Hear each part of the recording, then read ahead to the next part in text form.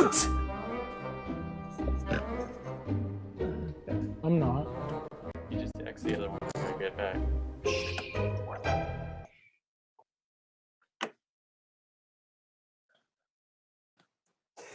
It's 2020, which means you're most likely stuck at home with nothing to do. But at least tonight, you can do nothing with the cast of the Goonies. Hello, Twitch and YouTube and Facebook and TikTok. I am Josh Gad, and I am beyond delighted to welcome you all to the Goonies live stream theater. Not going to lie, it's been a bit of a rough year. The adjustments we've had to make for the sake of keeping each other safe has been, it's been a lot. And while it isn't the most pressing issue in the world, the loss of theater and the joy it brings has been tough too. The creativity and art and sense of community has been lost during this time.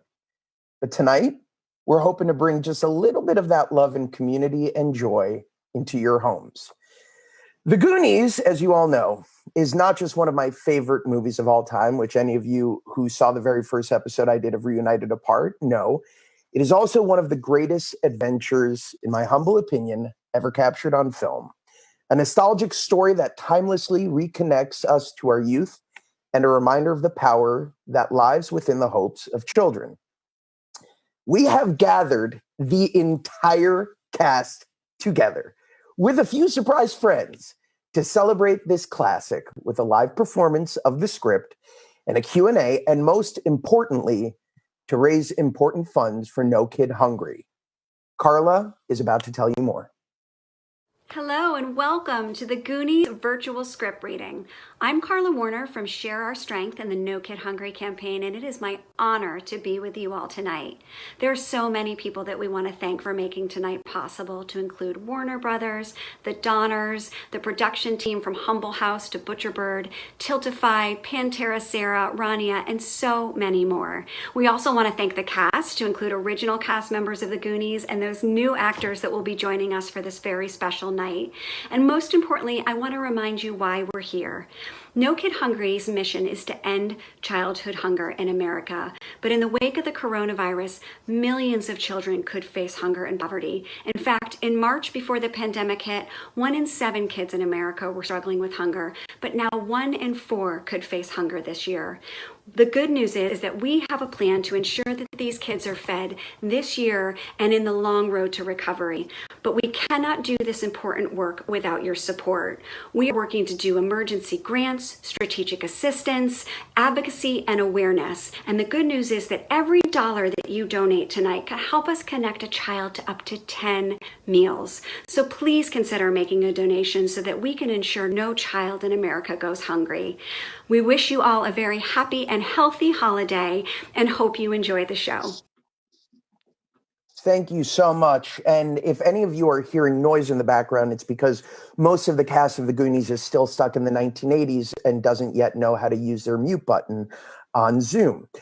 So you just heard the important work of No Kid Hungry, which is a perfect time for me to remind all of our amazing viewing audience that we are here to have some fun, for sure. But most importantly, we're going to raise dollars to feed kids all across the United States tonight, many of whom wouldn't have access to nutritious meals otherwise. Of course, every single dollar counts. But as a very exciting bonus tonight, you will have the opportunity to donate for a chance to take home props and costumes from our show, like Andy's letter sweater she stole from Troy, or Mikey's marble bag with the jewels. You can also donate to suggest questions for tonight's Q&A, as well as other experiences like Zoom conversations with members of the cast, signed scripts, and personal videos. We've set an initial goal of $100,000. I think we can do that, right? And guess what? If we hit that goal, all of us are going to recite the Goonies oath together at the end of the show. That makes it official. We will all be Goonies for life. For the next few hours, we're hoping to bring some laughs and much needed joy as we provide you with a theater experience we have all so desperately missed. Please consider donating your price of admission to No Kid Hungry by clicking the donate link in the description, the chat, or on your screen, or directly at nokidhungry.org/Goonies. So without further ado, let me introduce our first special guest to join this evening's performance, our narrator for tonight's journey, Mr. Cary Elwes. Hello. Hey, Josh, how are you, man? Oh, Cary, last time I saw you, I was bringing Fezzik to life for the Princess Bride live read. I'm not sure why I'm exclusively being cast as uniquely large men with equal time speaking English, but here we are again. It's so good to see you, my friend. It's good to see you too, man. I know you're going to be brilliant as Sloth. No, I don't know that. I think we're both going to find out tonight. It's such a joy to be with you, man. I love you, my friend. Well, yeah. I think everyone at home is ready to rock and roll. And I personally am so excited that you are here to lead us through this incredible script by Chris Columbus. And I can't believe, because as I'm saying this to you, I'm looking on my other screen and I'm seeing this entire cast, and it's surreal. So, ladies and gentlemen, here now is Cary Elwes and the entire cast of the motion picture, The Goonies.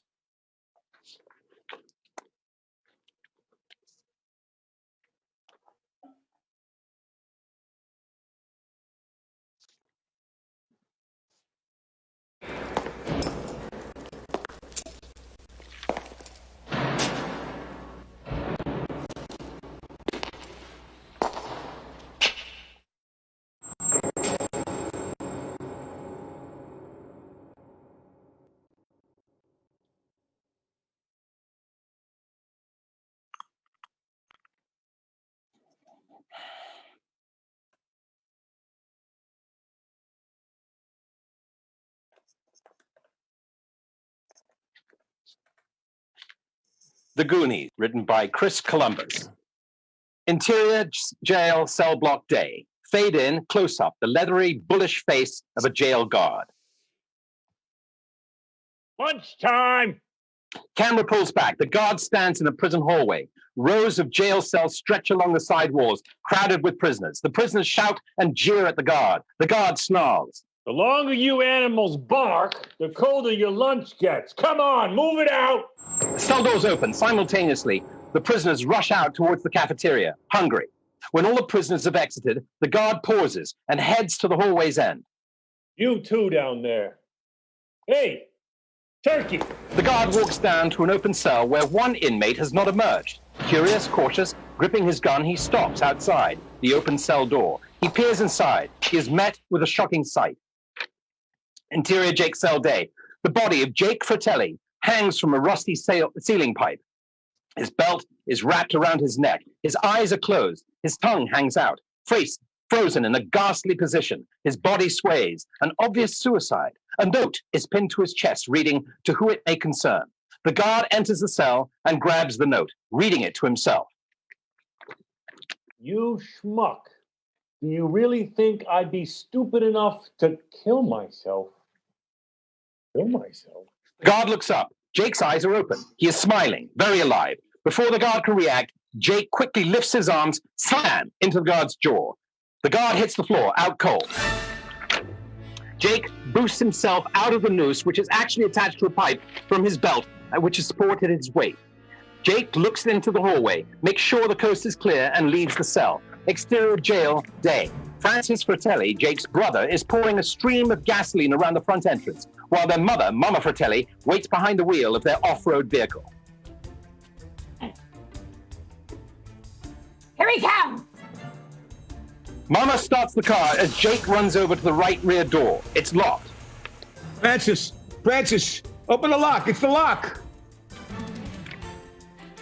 Francis, it's the lock. Open the lock, Francis.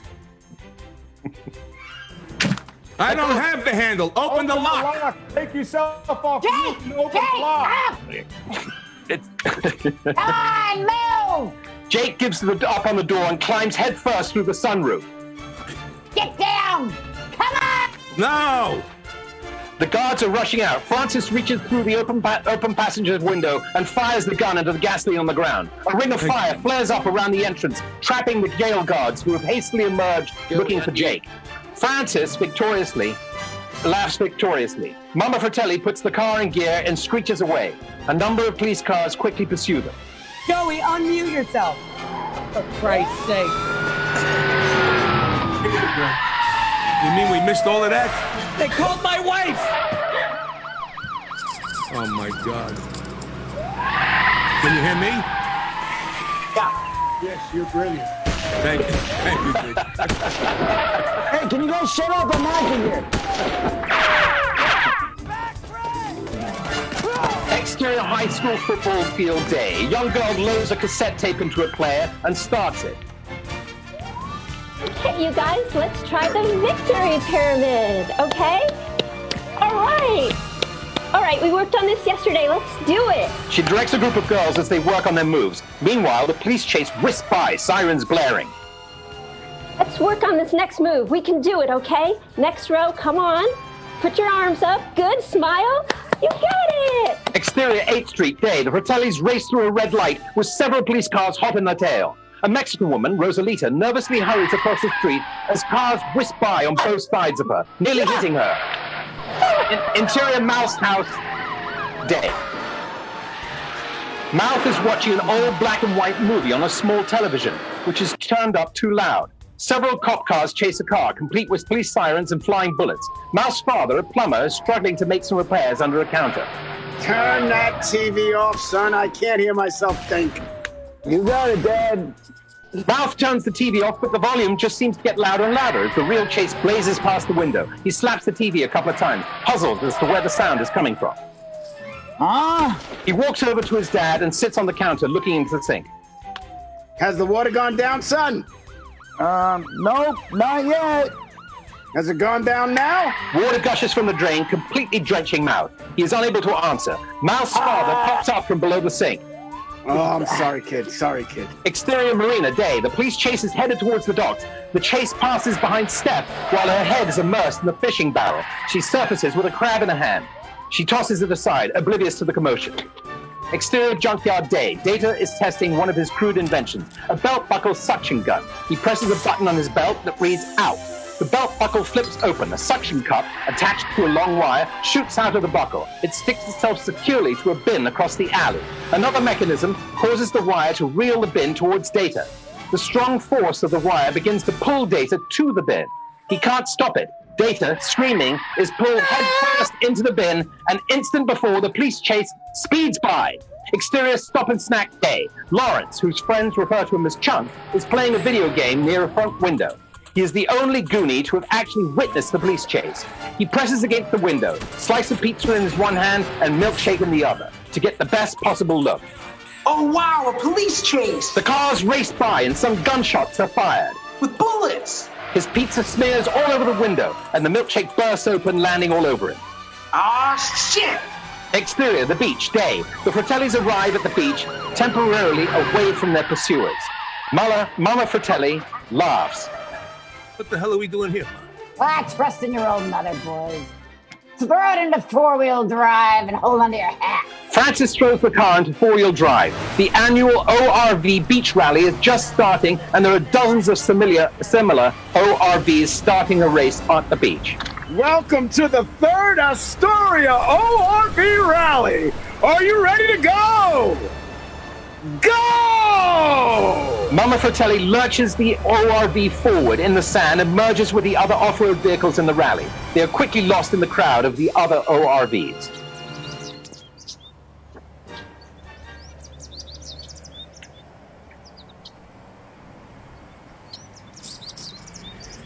Interior, Walsh House, Mikey's bedroom, day.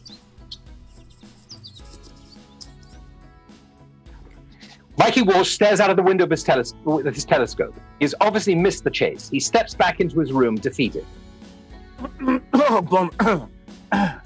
Nothing exciting ever happens around here anyway.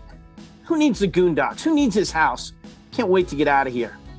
He takes a big hit off his inhaler as he speaks with his brother Brand, who is pumping iron. Really? I was just trying to delate myself. No, dictate myself. That's delude yourself, dummy. Yeah, that's what I said. He jumps onto Brand's chest, pushing the weights down on top of Brand. Ugh. Thanks, Brand. I know how you feel, Wimp. I'm sure gonna miss this place, too. Brand pushes up hard on the weights, lifting Mikey at the same time. A knock is heard at the front door. Brand and Mikey both lunge to get to the door first. Adopted wuss. Adopted wuss? I'm no adopted wuss. I'll kill you, Brand. Interior Walsh House living room. Brand peers around the corner and sees Mouth through the glass door. Mouth is there combing his hair. Oh, it's Mouth. Brand walks away from the door. He slouches in an armchair, stretching a spring-type chest exerciser. Mikey opens the screen door to let Mouth in. Mouth is carrying a soda and is wearing a concert shirt for Prince's Purple Rain. Hey, Mickey! Hey, yo, Mikey! Hey, Mikey! You seen Adrian? Hey, guys. What's going on? What's going His down? foot on the coffee table. Get your foot off the table, Mouth. You got it. What's going down, guys? Hey, what's the matter with you guys? Come on, what's the matter? What is this, a nuclear Saturday or something? Come on, guys. This is our last weekend together. It's our last Goonie weekend. We got to be going out in style, cruising the coast, sniffing some lace, downing some brews, but no! The one older brother who had to pass his driver's test. And takes a swing at him. And the Mouth ducks out of his reach. I don't know what to do with you, kid. Hey guys, I just got the best. You're not going to believe it. Hey, you guys, you got to let me in. Mouth steps out onto the veranda. Chunk is at the gate trying to get in. Oh, hey guys, it's Chunk. I'm not lying. I just saw the most amazing thing in my entire life. Okay, but first you gotta do the truffle shuffle. Come on. Do it. Come on. Do it. Stunt double. It's obvious Mouth won't let Chunk inside. Chunk sighs and then climbs down onto a tree stump near the gate. He lifts up his shirt and then begins to twist and shake. His belly jiggles. His mouth jiggles hysterically. Cut it out, Mouth. Not good enough. Not good enough. Mikey pulls on a cord which races a tin bucket, releasing a bowling ball. It rolls across the railing and falls onto another bucket. A long and complex chain reaction occurs, ultimately turning on the sprinkler, the rotation of which pulls open the gate for an excited Chunk. Oh, guys, thanks a lot. Guys, you're not going to believe me. This time I'm telling the truth. Exterior balcony next door. Chunk steps out of the door, but Mouth closes the screen door just as he gets there. You turd. Eat the fish, Mikey. You flunked your driver's test. Man. Shut up, Mouth. He opens the screen door and comes in. Listen, okay, you guys are never believe me. There were these two cop cars, okay, and they were chasing this four-wheel deal, this really neat ORV, and there were bullets flying all over the place. It's the most amazing thing I ever saw. More amazing than the time Michael Jackson came over to your house to use the bathroom? More amazing than the time you saved those old people from that nursing home fire, right? Yeah, and I bet it was even more amazing than the time you ate your weight in Godfather's pizza, right? Okay, Brand, Michael Jackson didn't come over to my house to use the bathroom, but his sister did. Exterior balcony next door. Data loads a cassette into a boombox. James Bond music starts. He has a tight wire strung from the top of his house to the roof overhang over the Walsh's veranda next door. Okay, Data, don't mess this one up, and prepare for the wings of flight. Data hangs from a wheel-type mechanism that allows him to fly over to Mikey's house in a 007-type manner. Interior Walsh house. The others, looking out over the veranda, see his approach. No, the screen door! Mikey, the screen door! Data crash lands through the door into everybody in the living room. They all fall over. Chunk, at the back of the crowd, catches a miniature marble replica of Michelangelo's David that topples from an end table. Chunk! Hey, I bet you guys thought I was going to drop it, huh? Places the statue back on the end table. I know you think that from good old Chunk. The statue falls as Chunk finishes his sentence. He hadn't studied to it to ensure its stability. You idiot! Look, it's not broken. It's perfect. Mikey gives himself a shot of his inhaler and picks up the broken statue. He grabs the broken piece, David's penis, from the floor. Oh my God. What? This is my mom's most favorite piece. What? Oh, Mikey positions the broken piece back in David's crotch area where it used to be. Oh my God. You wouldn't be here if it wasn't. Shut up, Mouth. Shut up, Mouth. Data opens a map and looks at the guys. Hey, any of you guys ever heard of Detroit? No. Certainly. That's where Motown started. It's also got the highest murder capital rate in the world. Well, let me tell you what. That's where we're moving when we lose a house tomorrow. You shut up about that stuff. It'll never happen. My dad'll fix it.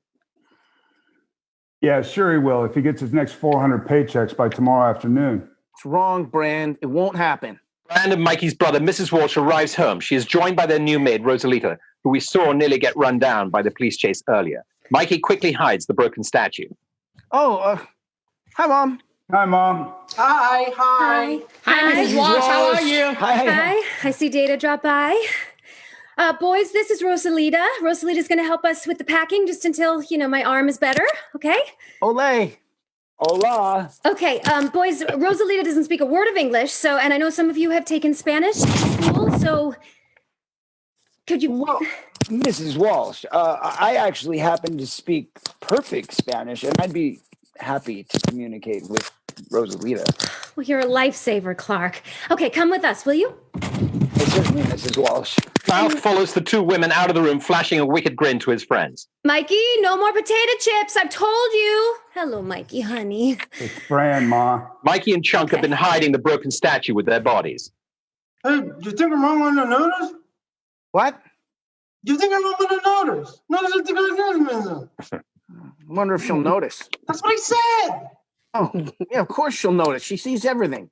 Mrs. Walsh is now showing Rosalita a chest of drawers and relaying the following instructions to Mouth for a trustworthy interpretation. Pants and shirts. Shirts are in the second, and just throw them all into cardboard boxes, okay? Forget the suitcases. Clark, can you translate that? Why, certainly, Mrs. Walsh. La mota va en el primer cajón. La coca y el speed en el segundo. La heroína en el de abajo. Siempre hay que separar los drogas. Mouth walks away, managing to contain his laughter. Rosalita stares disbelievingly at the chest. Back in the living room, the others are trying to take advantage of Mikey's mom's business with Rosalita to repair the statue. Look, how's that? Oh, you idiot. You glued it on upside down. You dork. If God made us do it that way, you'd all be pissing in your faces. Looks fine to me. Mrs. Walsh, Mouth, and Rosalita approach the half-open attic stairs. Mrs. Walsh reaches to close the stairway with her good hand. Okay, now, Rosalita, this is the attic, okay? Mr. Walsh doesn't like anyone going up there, ever. Guess that's why it's always open. Nunca suba arriba, está lleno de los instrumentos de tortura de sexual o Señor Walsh. Mouth walks on. Rosalita's face goes white as she stares at the attic. She jumps when Mouth touches her at her left shoulder. Mrs. Walsh leads them on to her supply closet. Okay, this is my supply closet. You'll find everything you need: brooms, dustpans, insect spray. I would really like the house to be, clean when they knock it down. Okay, could you translate? Sí. No hace buen trabajo. Cierra ensenada aquí con las cucarachas por 2 semanas y sin aquí y sin comida. Okay, Rosie, you're going to be so happy here. I just know it. Come on, Clark. We've got so much more to do. You are so fluent in languages. I know, it's my pleasure, really. Ay, Dios mío, Virgencita, estoy en una casa loca. Mrs. Walsh is done instructing Rosalita and is coming downstairs with Mouth, praising him on his remarkable skills as an interpreter. You are so fluent in Spanish, and that was very nice of you. It was my pleasure, because nice is my middle name, Mrs. Walsh. Hi, Mrs. Walsh. Boys, I'm taking Rosalita to the supermarket. Now listen, I'm going to be back in about an hour. Mikey, I want you to be kept inside. Okay, Brand, if he's coming down with asthma, I do not want him out in the rain. He should be put in a plastic bubble, Ma. I am serious, Brandon. This is not funny. If he takes one step outside, you are in absolutely the deepest. Shit, Ma. I do not like that language. But yes, that is what you will be in, okay? And Dada, you... Data. Please use the back door from now on, okay? What is that? Oh, shit, what? What is that? That is a mess, okay? I want it cleaned up right now, boys. God. Oh, yeah, sure. All right, 1 hour, okay? I will be back in 1 hour. Bye, baby, okay? Rosie? Bye, Mrs. Wallace. Bye. Bye, Ma. Adios, señorita. Mrs. Walsh and Rosalita leave. You want a breathing problem? You got one.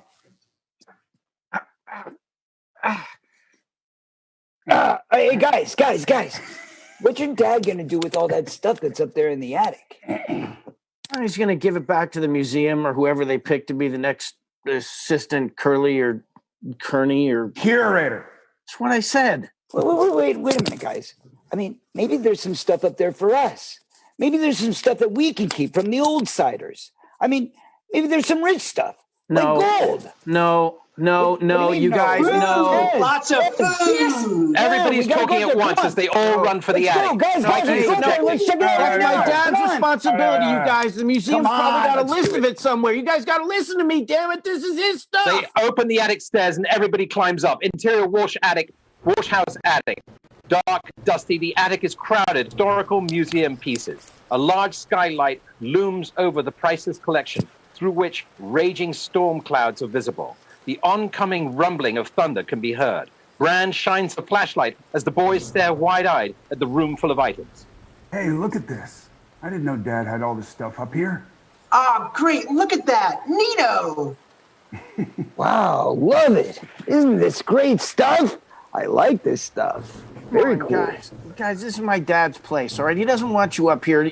You heard what my mom said to the housekeeper about not wanting anybody up here. I mean, come on. Mikey, I cannot believe that you actually have something this cool in your father's attic. You guys, my mom said, you guys, stop, okay? Put down the outfit, okay? Hey, Mikey, this is great. We only have old Hanukkah decorations in our attic. I don't care what you have in your attic, Chunk. Thunder outside is quite loud in the attic. Okay, you guys, you saw it, all right? Now let's get out of here, okay?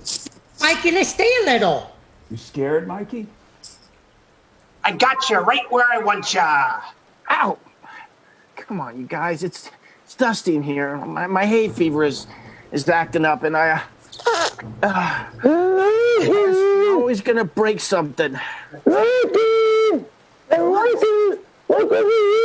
Mouth has found a sensuous painting of a woman. He is talking through the tear in the woman's mouth. Hey, Mikey, why don't you come over here and give me a nice wet liquor kiss? Mouth now sticks his tongue through the hole and wiggles it. Like a real woman.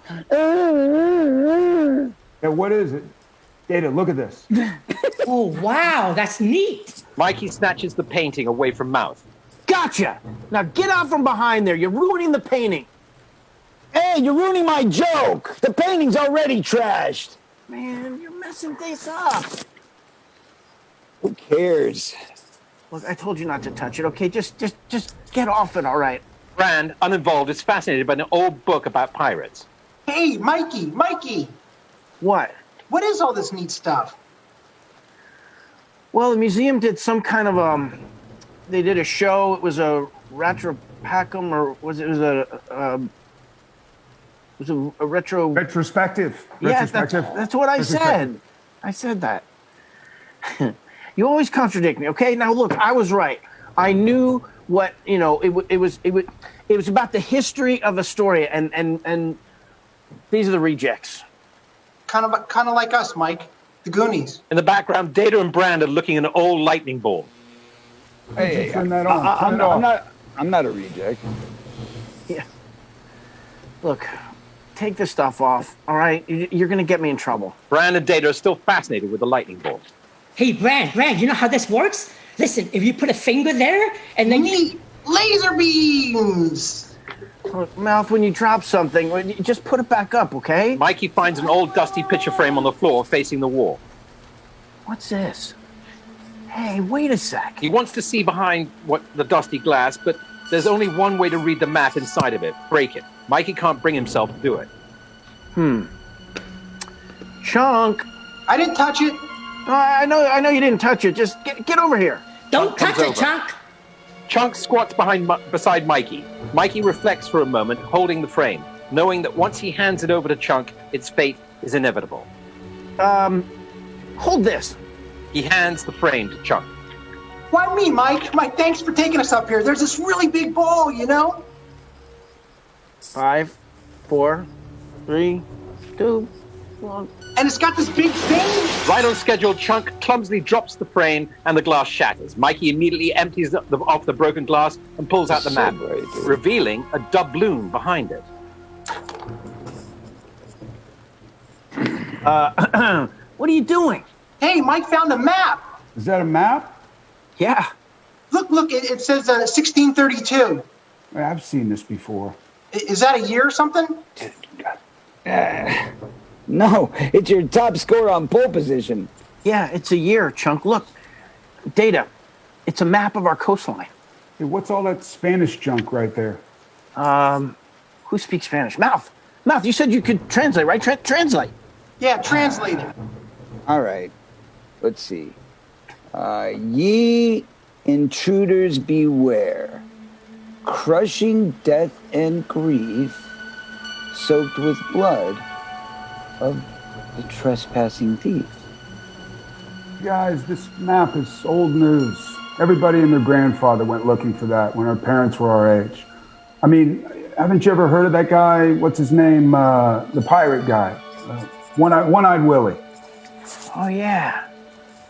One-Eyed Willie. One-Eyed Willie, yeah.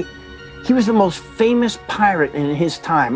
My dad told me all about him once. Yeah, Dad will do anything to get you to go to sleep. Mouth laughs. No, wait. One-Eyed Willie, he stole a treasure once. It was full of rubies and emeralds and...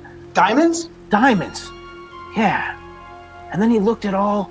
He loaded it all up onto a ship, and they sailed away into the sunset until the British king... See, he found out about it, and then he set up this whole armada to go out after him. And then the armada, well, it took them a couple of weeks, but then they caught up with Willie. And then there was a whole big war between the armada and Willie's ship, the Inferno. And during the firefight, there was these guns bursting here and cannons bursting there. And then Willie fled because he didn't want to stay around. And because, he knew he'd get killed if he stayed, around. So then he got into this cave. And the British, they blew up the walls all around him, and he got caved in. And he's been there ever since. Forever? Forever. And ever? Trapped. Wow. You sound just as corny as Dad does. My dad tells me the truth. You know what he said? What? Told me that One-Eyed Willie and his bunch were down there for 5 or 6 years, and they were digging all these tunnels and caves and setting booby traps. Booby traps? That's what I said. Setting booby traps. So that, anybody who tried to get in there would die. And then, what he did? He killed all his men. Why? Why'd he kill all of them? Because he didn't want them to get the treasure. Yeah, but wait a minute, Mikey. If he killed all of his men, how did the map or the story get out? See, I asked my dad the same question, and he said that one of the guys must have gotten out with the map. Hey, Mike, I believe you. Down. Yeah, well, I don't believe you, okay? I don't believe you at all. I think you're full of it. I believe him. You do? I believe Mikey. Chunk finds another frame, this one containing an old newspaper page. Chunk, what did you break this time, Chunk? Hey, you guys, look at this. Hey, you guys ever heard of this guy? Look, Chester Copperpot. Chester Copperpot? Oh, okay, it says, Chester Copperpot missing while in pursuit of local legend. Reclusive scavenger claims, I have the key to One-Eyed Willie. Wow. Whoa. Do you guys realize what we could do? But he ever found nothing, you guys. I mean, why do you think this map would be up here in this attic when it could be in some safety deposit box somewhere, right? Well, that's right. And anyway, if Chester Copperpot didn't find it, how could we find it? Yeah, but what if, you guys? What if this map could lead to One-Eyed Willie's rich stuff? Maybe. Then we wouldn't have to leave the Goondocks. I mean, come on. Mikey, I don't want to leave either. I don't want to go on another of your crazy Goonie adventures. Doorbell buzzer sounds in the attic. Ding dong. Everybody heads for the stairs. Guys, come on. Where are you going? You don't want to do this? Mikey picks up the map, flips the doubloon, and catches it. 1632. Exterior Walsh House front porch. Mr. Perkins, Troy's father, has arrived with Bill. They stand under umbrellas in the rain. Put the parking lot right there.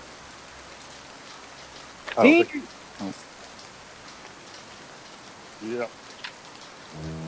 Well, can I help you? Yes, hello, little guys. I'm Mr. Perkins, Troy's father. We know who Troy is. He's such a cheap guy. Shut up. My dad's not home, Mr. Perkins. Is your mommy here? No, sir. Actually, she's down at the market buying Pampers for all us kids. Paper bills. Hands them to Brand. You can give these papers to your father to read through and sign. Brand steps down from the porch into the rain and collects the papers. Thank you. Thank you. We could put the tennis courts over there. Brand returns to the others standing at the porch. What is all that stuff? It's Dad's business. Yeah, but what is it? I told you, it's Dad's business. Brand, Mikey, and the others watch Perkins and Bill return to their car. Look at him smiling. They can't wait until tomorrow when they foreclose on all the whatever you call it. Mouth.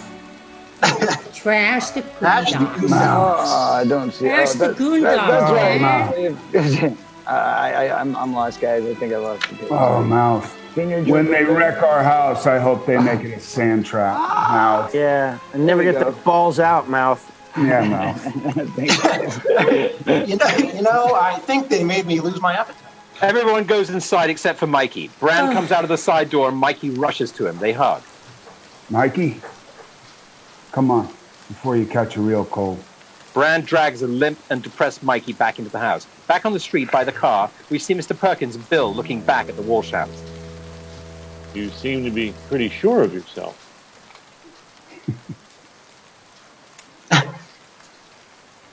Foreclosure is a definite. Interior Walsh house, the definite, kitchen. isn't it? It is. It is. It Interior is Walsh definitely house, kitchen. Yes, I think you want to say that. But it's Chunk definite. is rummaging through the refrigerator. He pulls out a can of whipped cream. Oh, God, am I depressed? Tilts his head back and squirts whipped cream into his mouth. I found One-Eyed Willie's rich stuff. I'd pay all my dad's bills, and then maybe he could go to sleep at night instead of sitting up trying to figure out a way for all of us to stay here. Yeah, me too. Me 3. Me 4. Forget about any adventures, limp lungs. I let you out and Mama ground my ass, and I've got a date with Andy on Friday, all right? Oh, wait a minute. Hey, You're Mal. dreaming, dude. There's no way. Because that means that her mom's got to drive. And then you got to make it with her and her mom. Shut up, Mouth. Shut up. Shut up, Mikey. Mouth. Shut up, Mikey. Shut up, Mouth is Data. getting on the counter with his butt hanging over the edge in the sink. Brand turns on the faucet, soaking Mouth's pants. Guys, what are we going to do about that country club? All right, it's killing our parents. If we don't do something now, there's going to be a golf course right where we're standing. More thunder outside as the boys stare at the map. But the storm is almost over. Interior Walsh house, the living room. Brand is in his chair, stretching his chest exerciser. Mikey, Mouth, Chunk, and Data are playing marbles in front of the TV. The music video of Cyndi Lauper singing the Goonies theme song is playing. The boys all have a little huddle, agree on something, and then all walk towards Brand. Hey, Brad, how far can you stretch that? Hey, it's not that hard. Brand stretches it the full reach of his arms. Chunk pins Brand by jumping on his lap. The other boys pile on. Go, guys, go! Get off me, Chunk! Get off me! I got you! I got you! Mikey, Mouth, and Data pull his arms behind the chair and entangle the springs. Brand is helpless and trapped. The four Goonies race out the door. Mouth deflates and tries Brand's new bike. Wait, what are you doing? It took him 376 lawnmower jobs to pay for that. I mean, it's his most favorite thing in the world. Oh, now it's his most flattest thing in the world. Let's go. I'm going to hit you so hard when you wake up, your clothes are going to be out of style. Hey, Mikey! The boys ride off. Interior Walsh House living room later. Mrs. Walsh returns home with Rosalita. Brand's chair has now toppled over backwards, and Brand is lying on his back, still trapped. Oh, Ma, get it. You got to get me out of here, Ma. Hey, Ma. Rosalita sees Brand tied up, confirming her worst fears about this house, and drops a bag of groceries on the porch. Oh, can't you learn to exercise like a normal kid? But Ma. Look at you! You're hyperventriculating here. Where is your brother? Ma, God, what's wrong with you people? Rosalita, come here. Wait, you got to get me out of here, Rosalita. Rosalita laughs and says something to him in Spanish. Rosalita, wait. Come here. She isn't able to help because she's trying to get the spilled groceries in the house. Wait! She leaves the room. Exterior Main Street. Mr. Walsh is working at the museum. He's trying to hang up the flag for the day as the boys ride by on their bikes. Hi, Mr. Walsh. Hi, Mr. Walsh. Hi, Mikey. Hi, Dad. Hey, guys, wait for me. Exterior Walsh House driveway. Brand has finally freed himself. He dashes out of the house to find Mikey. His mom calls out after him. Brandon, don't you come home without your brother. I will commit Hari Krishna. That's Harry Carey, Ma. Is that what I said? Yeah, what? My new tires. They popped my new tires, those son of a... I'm gonna... He sees Data's little sister riding around on her tiny pink bike, training wheels attached. He goes over and lifts her off of it. Sorry. My bike! I owe you one. It's not my bike! I want my bike! Exterior backwoods, late afternoon. The four boys have been riding their bikes, out hunting for the 3-rock pattern described on the map. All right, that's where we're going. Right around this next curve is Gold Rock Beach. 3 rocks. I know it. I've got a feeling about this one. You always have a feeling, Mikey. Every time you have a feeling, you get us in trouble. Get us in trouble? You're the one who always gets us in trouble, 00 negative. Hey, I'm James Bond 007, not 00 negative. You guys, I'm hungry. I know when my stomach growls, there's trouble. All right, Chunk. Hey, you guys make me go up this big hill, and you said you're going to give me a Twinkie, and now I'm going to be late for dinner. My mom's going to yell at me, and she's not going to let me eat my dinner. She's going to punish me. Oh, guys. Anybody got a candy bar? Baby Ruth? The boys stop their bikes, get off, and look past the overlook to the water at the 3 rocks, holding the map. Guys, wait. I can't believe it. That's it. That's it, you guys. There, right there, those 3 rocks. Let's go get them. They hop back on their bikes in excitement. Exterior back road. Brand is riding the little pink bicycle. Along comes Troy, driving his red Mustang. Andy is in the passenger seat, and Steph is in the back. Troy grins as he adjusts the rearview mirror to peek at Andy's miniskirt. She is offended by his actions. Troy, you touch that mirror again, and I swear to God, I'm going to smack you in the face. Steph laughs at Andy's reaction. Hey, there's Brand. Oh, nice bike. What are you doing? Troy honks at Brand. No wonder he can't get a license. Oh, no. Brand, can we give you a ride somewhere? What? No, thanks. Thanks anyway, though. Yeah, Walsh. Troy grabs Brand's right hand, holding his wrist firmly against the car door.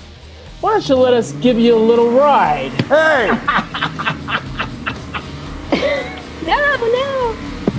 Troy starts driving quite fast with Brand in tow.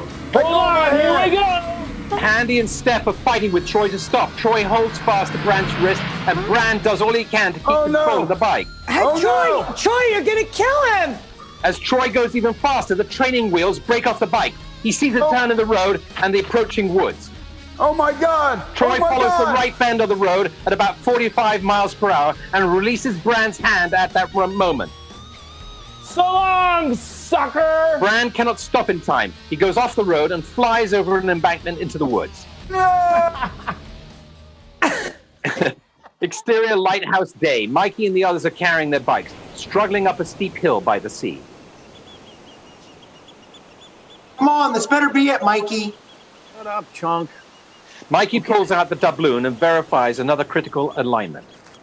Okay, you guys. Yeah, I think I've got a match. I'm sure of it. The lighthouse, the rock, and the restaurant all fit in the doubloon, all right? That must mean that the rich stuff is near the restaurant. Wait a second, Mouth. I'm gonna need you to translate the map here for a second. Yeah, I don't understand Spanish. See, so right there. All right. 10 veces 10. Yeah, okay, what does that mean? 10 times 10. 100. Yeah, 100, right. Okay, so stretching feet to the nearest northern point. North. What's north? Which way's north? That's where you'll find the treat. The treat? The rich stuff! Right. The treat, the rich Yeah, stuff! That's it! Okay. All right, so it's near the restaurant. Mikey and Data start counting paces towards the restaurant. After 60 paces, they huddle behind some rocks out of sight. They notice two men in trench coats who are walking inside. Oh, wait a minute, guys, wait a minute. There's somebody there. 60 and another 40s and even 100, right to the old restaurant. The rich stuff has got to be there. I don't know about it, Mikey. Hey, it's getting late. And hey, it's a summer place. What's it doing open in the fall? See, there's nothing to be scared of. See, there's already 2 customers who went inside the restaurant. Yeah, but what if they're not customers? What if they're drug dealers? Drug dealers? Shh.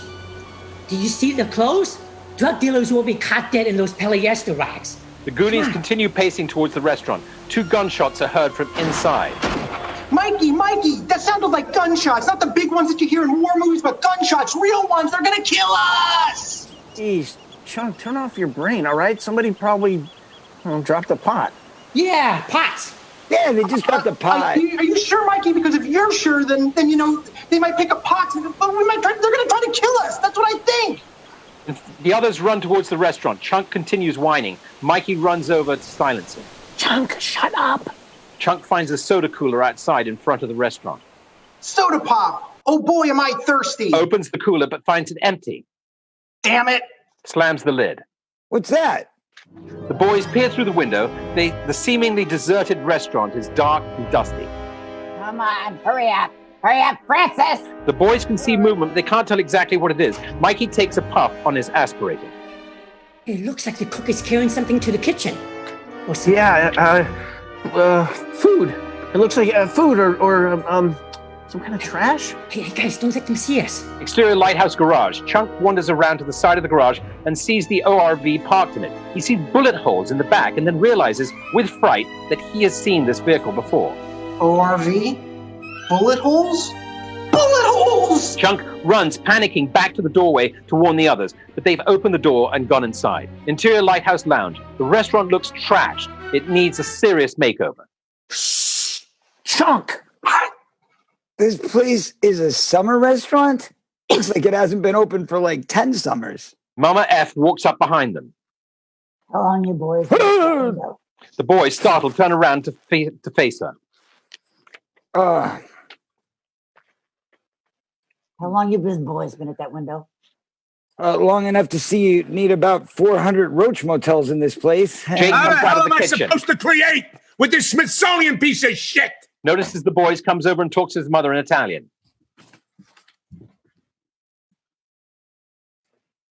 Che cazzo questi sono? Jake, these boys are customers. Che vuol dire, mamma? Questo non è il ristorante. Zitto, stupido. Non ho capito niente. Va bene, mamma. Ho capito. Hey, boys. You make yourselves comfortable, huh? Hey, mamma. Porto fuori questi stronzetti, eh? She's gonna make you something nice. What do you want? They're startled. They jump around to face her, gasping. A glass of water, please. Water. 4 waters! Is that all? Yeah. Yes. No.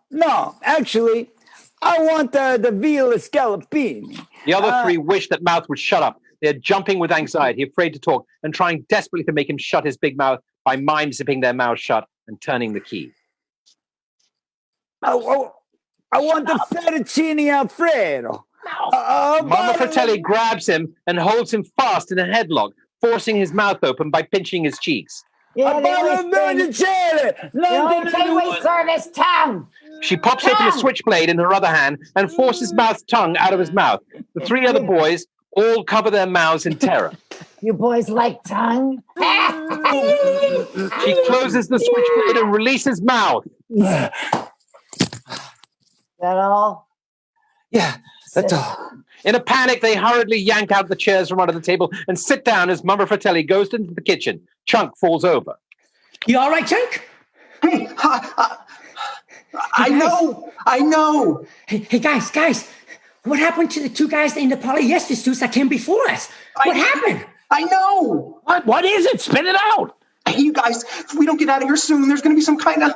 The other three shush him to make him lower his voice. Hostage crisis out in the garage. ORV, four-wheel drive, bullet holes the size of matzo balls.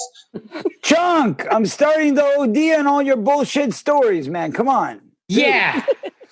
Shut up. Mama Fratelli returns with 4 glasses of rusty, orange-colored water and slams them down on the table. There's your water. Thank you, sir. I mean, ma'am. Thank you, sir. He looks at Mikey, who recoils. This is supposed to be water? It's wet, ain't it? Drink it. Mikey begins to act like he has to go to the bathroom to get away from her and check out the rest of the restaurant. Miss, where's the men's room, please? Can't you hold it? No. Chunk doesn't think that's such a good idea and tries to dissuade him. Mikey, this ain't the kind of place you want to go to the bathroom in. Why not? Because they might have daddy long legs in them. Chunk sees Francis carrying the trash through the window. He moves close into Mikey. Or dead things, Mikey, dead things. Mouth is trying to coax Mikey's bladder by pouring the dirty water alternately between the 2 glasses. Hey, Mikey, you gotta go to the bathroom. Kill dead things, big, mean. Lady, please. Downstairs. First door on the right. Thank you. Mikey gets up and heads for the stairs. Mikey, come on. Stay to the right. Yes, ma'am. Please, Mikey, dead things. Stay to the right. I know. Stay to the right. Thank you. Interior basement. Mikey pulls out the map and unrolls it as he walks down the steps into the basement. He hits his head on a hanging light bulb as he reaches the bottom of the stairs. It's lined with damp stone walls. I know you're down here, One-Eyed Willie. You gotta be down here. I can feel it, One-Eyed Willie. I know you're down here. He passes the washroom. It smells. Man, that stinks. He hears a roar like that of a lion. Mikey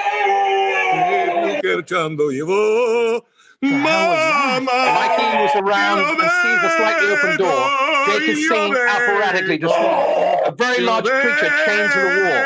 The creature roars again and interrupts Jake's singing. Come on. Look at the feast I made you. You're ruining it. Look at the feast I made you, okay? You want the feast? You're not going to get the feast now, all right? Mikey glances at the dinner plate. Jake continues pelting food scraps at the poor creature's face. Yeah, you'll get something. Fluff grunts and then whimpers. You don't leave me any choice. You leave me no choice. He turns to leave the room.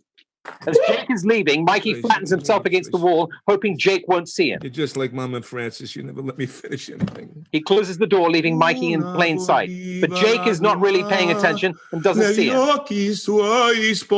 Jake continues singing in Italian. The mousetrap snaps on Mikey behind. Mikey grits his teeth, clenches his eyes, and manages to keep quiet. Jake doesn't notice him and disappears upstairs. Mikey relaxes and pulls the mousetrap off his pants. The creature cries some more in frustration, yanking at its chains.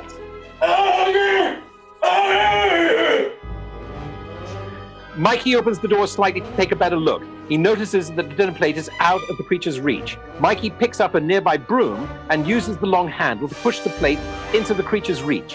The creature hears the sound of the plate on the floor and turns around. The creature is in fact a large man, but with a grotesquely distorted face. He growls at Mikey, who then drops the broom and backs up.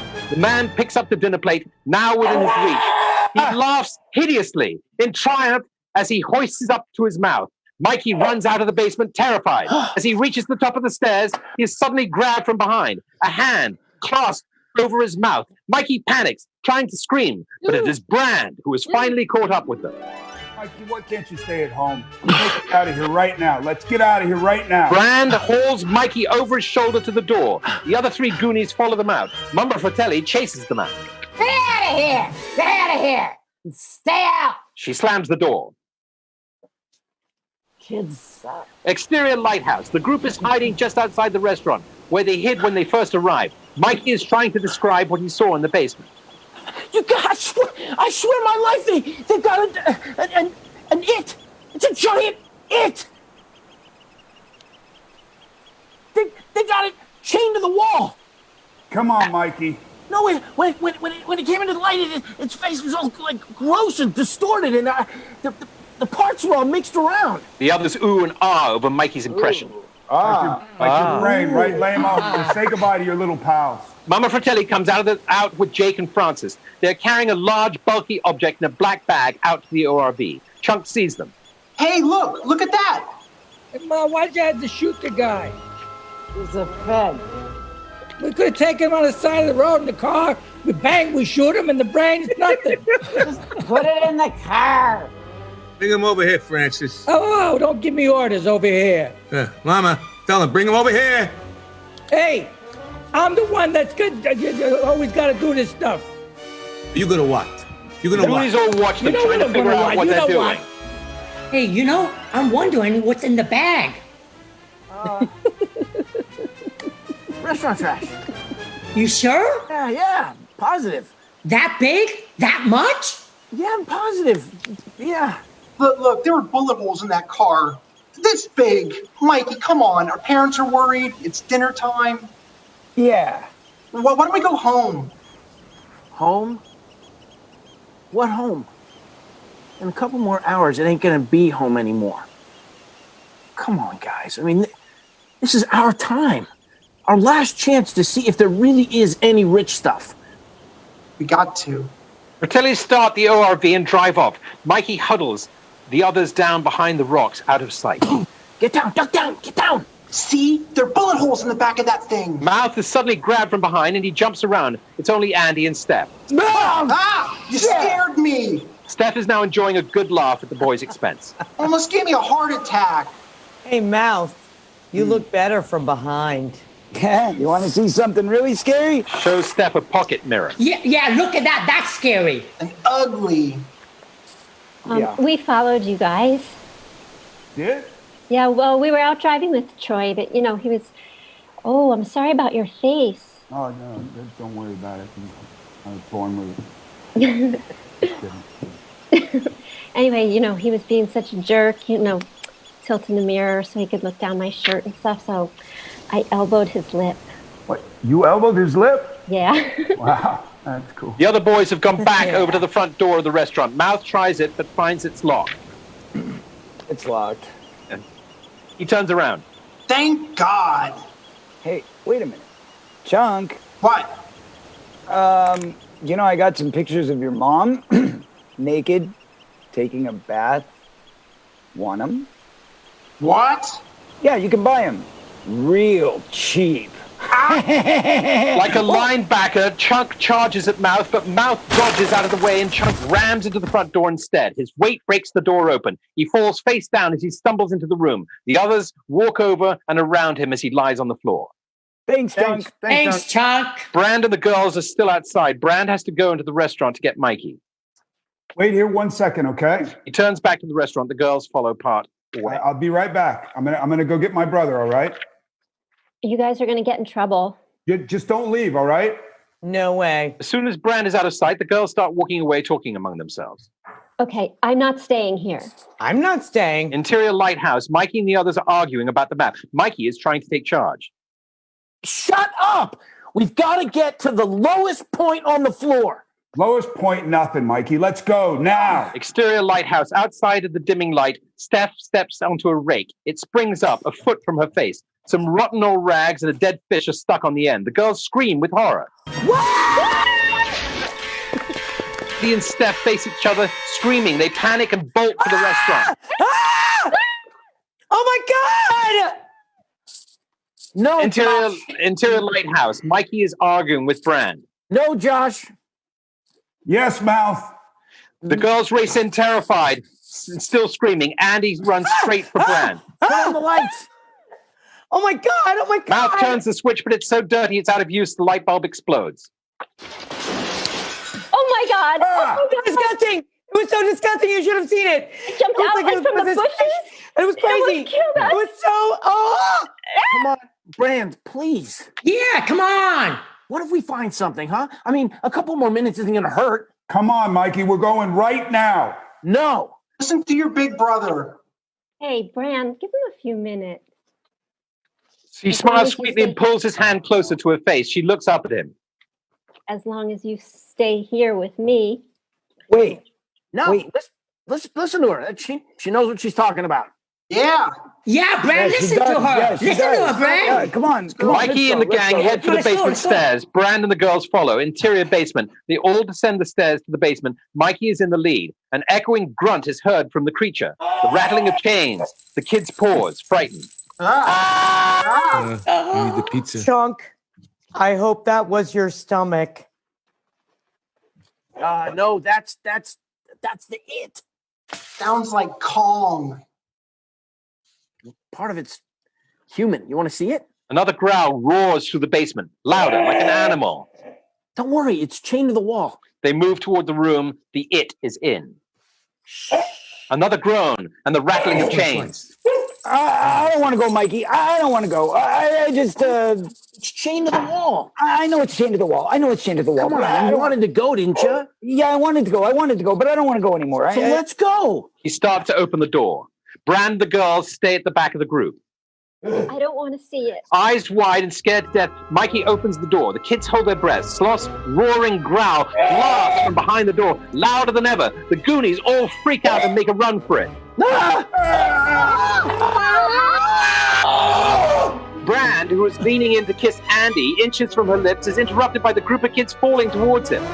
They are driven back into another room. Brand stumbles backward over a couch. Andy lands on top of him. The others fall like dominoes into the room. Andy and Brand try to pick up where they left off, but they are not alone. Just as they're about to kiss, Shame. We know your the name. would-be couple, interrupted again, looks at them. Come on, Bran. Slip her the tongue. That's disgusting. You know, I can't even look. Oh, I can't. Okay. No, that's sick. That's really sick. Give me up, guys. Okay, one, two, three. They pull Chunk to his feet. Thanks, guys. You're welcome. Can't you smell it, guys? One really is down here. Wow, that's great. You know, you guys, I'm going to build one like this. All right, well, we're walking right above here. Water. Chunk has found a water cooler. He positions his face under the spigot and opens the valve, but he has misaligned his mouth. Water gushes into his eye. Andy and Steph talk quietly to each other. Andy has an idea about something. Okay, come on. We can do it. She whacks Steph on the hip. Oh, ow! Wait a minute. No! Mikey is looking for the real ideal spot to dig in the concrete floor.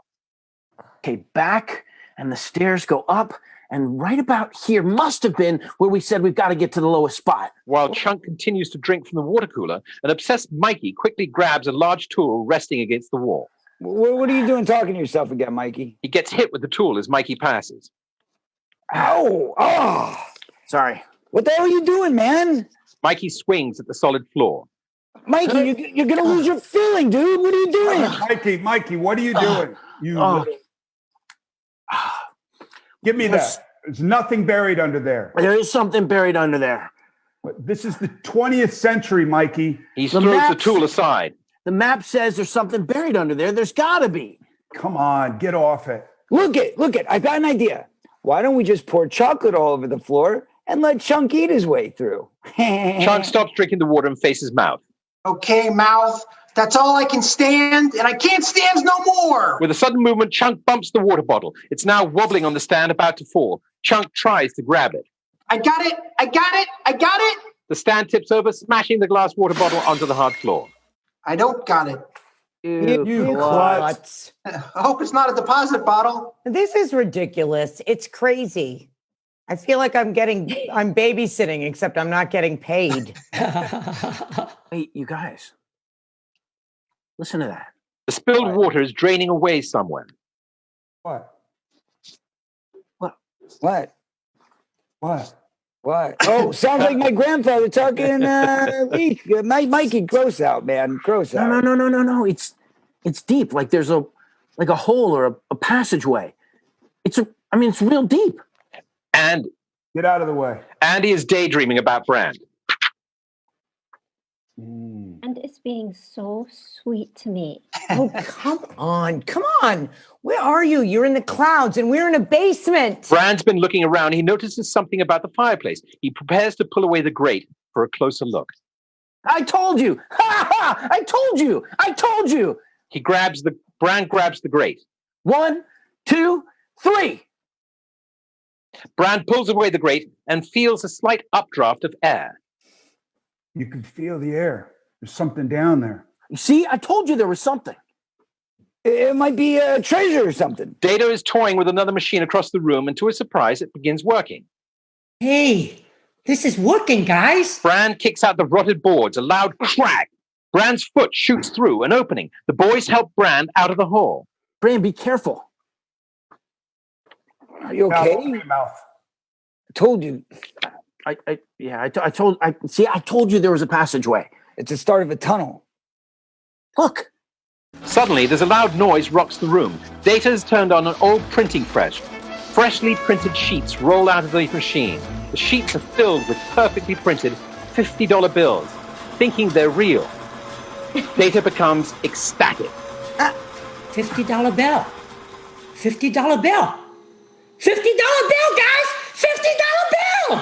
Did he say $50 bill? Yeah! $50 bill, guys! We're rich. We got hundreds of them! We got the money to save the Goonjocks! Everybody now guys, crowds they're around the real. printing press, excited. Data prints a sheet out for everybody. Billions of them!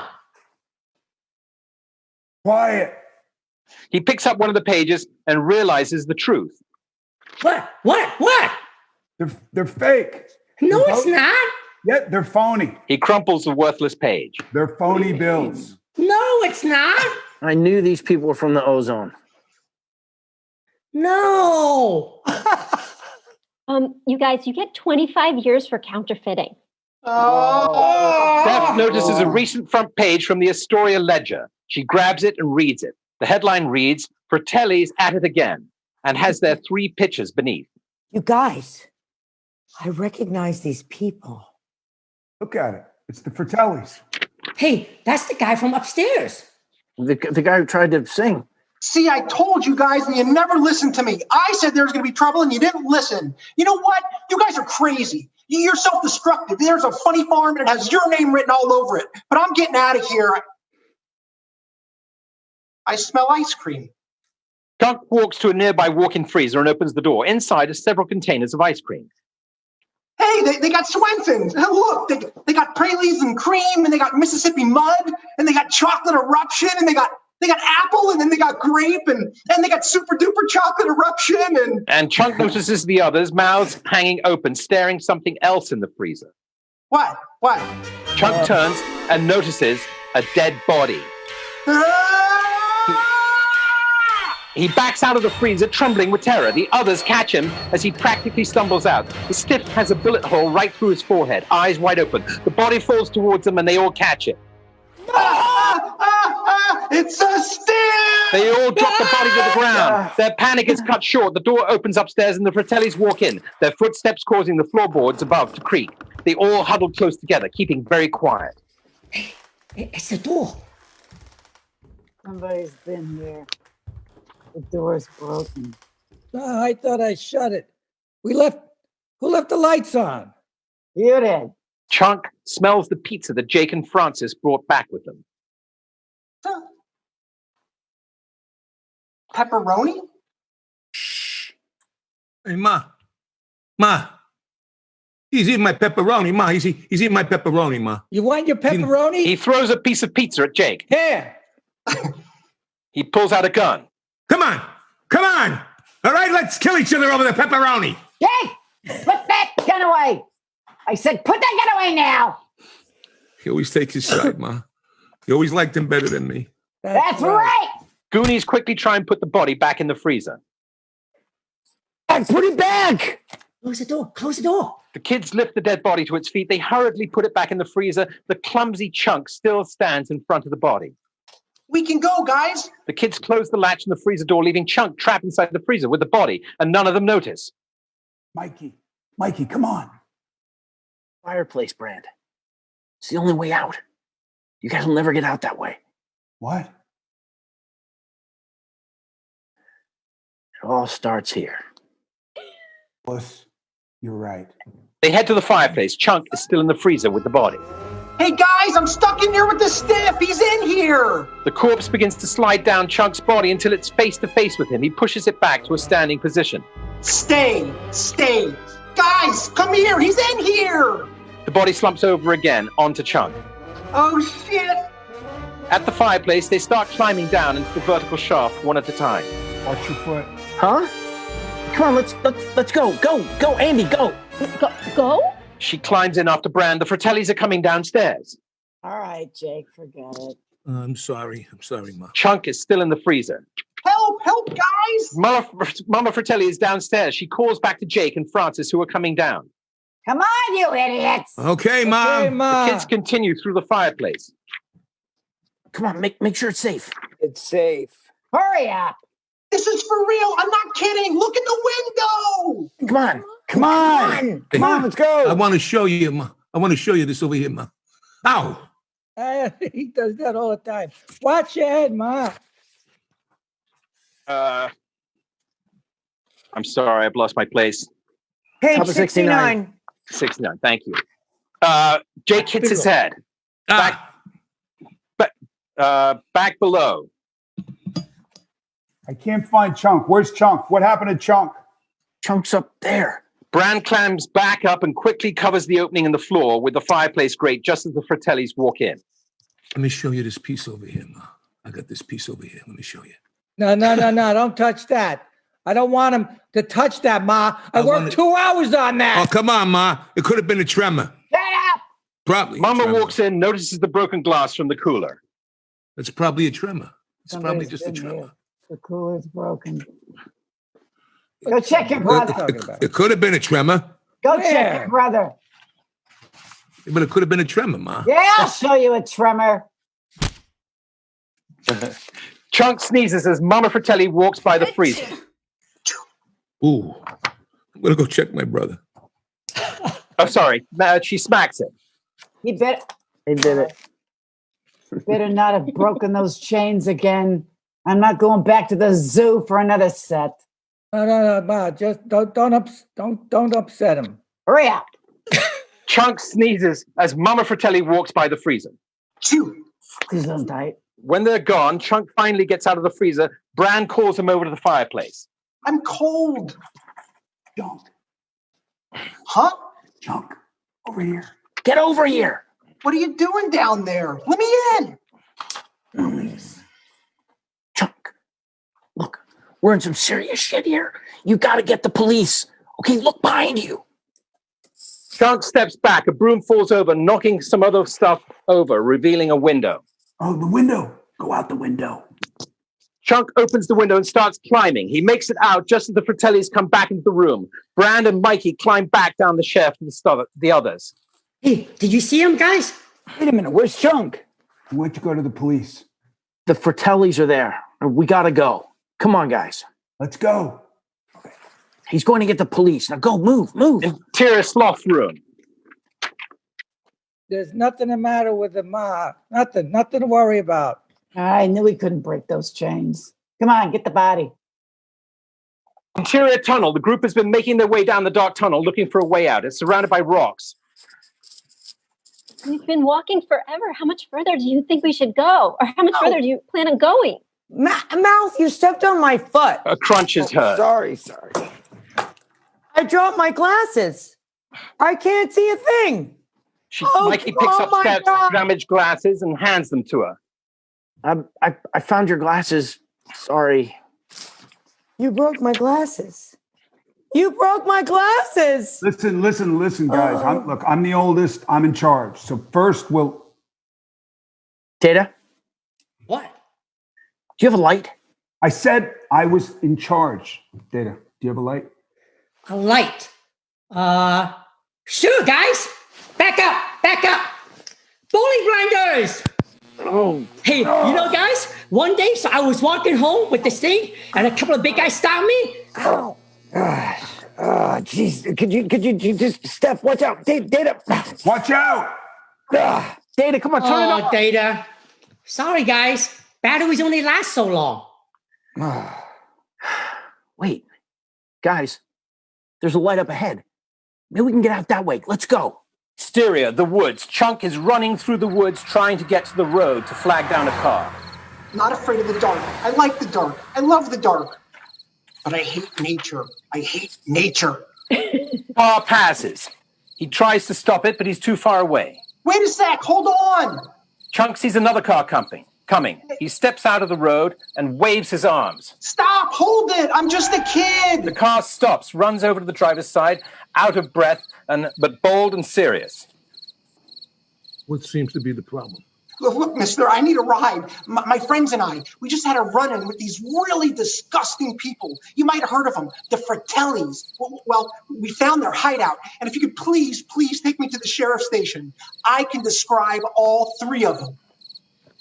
The driver turns on the interior lights. It turns out to be Jake Fratelli. Chunk, startled, takes a step back. Jake starts singing in Italian. Francis grabs Chunk from behind and drags him to the back of the RV. Jake remains in the driver's seat, singing softly. Jake continues to sing as Francis shoves Chunk in the back of the RV. Can you handle a kid? He's just a kid. Chunk discovers that he's next to the dead FBI man again. Interior tunnels. The gang has found a lantern and they're trying to light it. A lantern. Look, it's a lantern. Does it work, you guys? Yeah, don't worry about it. They're all surprised that it actually works. Yeah. They look around and are a bit surprised that they're surrounded by all types of pipes. I can't see anything.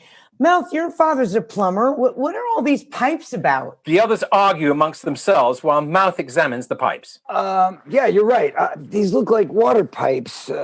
Guys, they're gas pipes, drainage. Maybe, wait a minute, guys. Shut up for a minute. Okay, look. The three pipes must lead to a building or something, a foundation. So maybe if we bang on them really hard, or if we make a lot of noise, maybe we can start yelling and banging on the pipes and begin to leak through water. The pipes connect directly to the Astoria Country Club. Exterior Astoria Country Club night. A slightly overweight, balding old fellow exits a tennis court, greets a friend, and leans over to a drinking fountain. But as he leans, the fountain lurches down and further down towards the ground. He tries to lean down with it, but then it suddenly springs up, hitting him in the face and knocking him over. Over in the men's shower, several old men are about to take showers.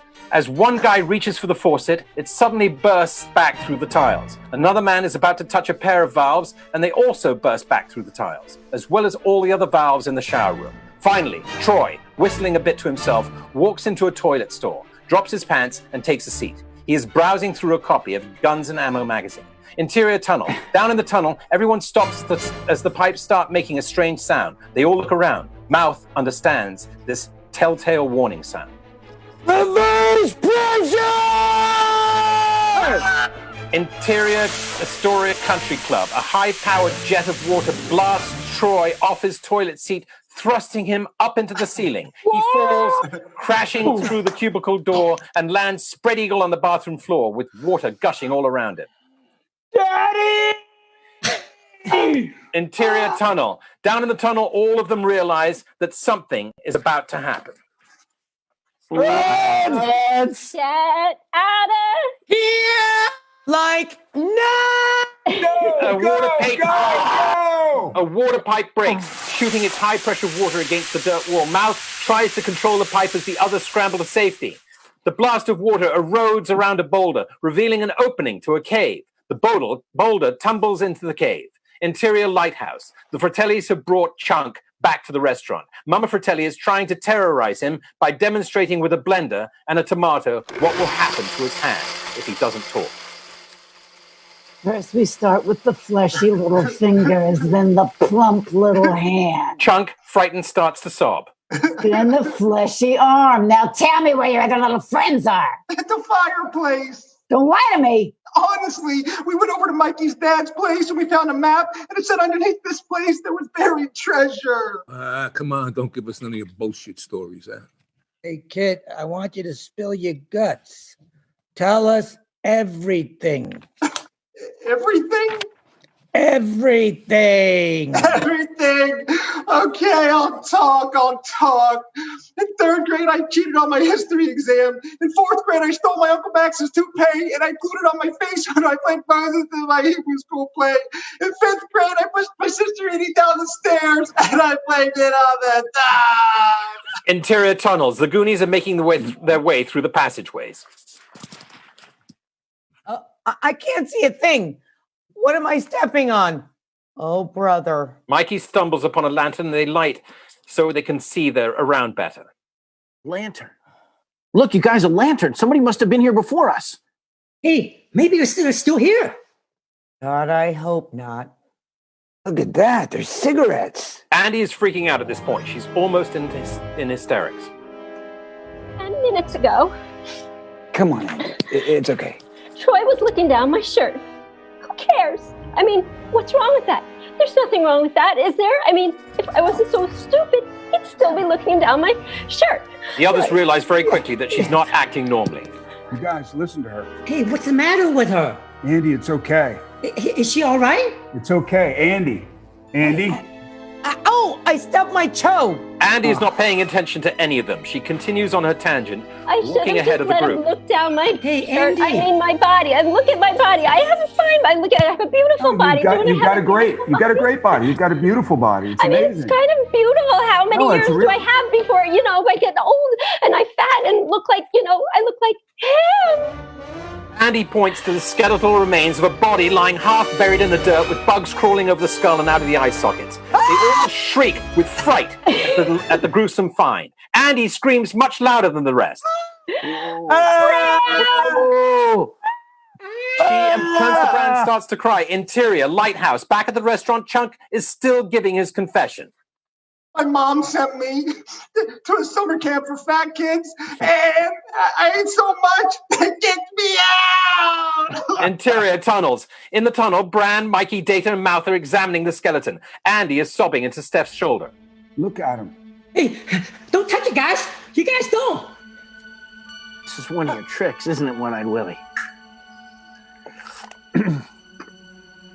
You wouldn't have gone to all this trouble if you were really hiding something. If you weren't really hiding something, would you?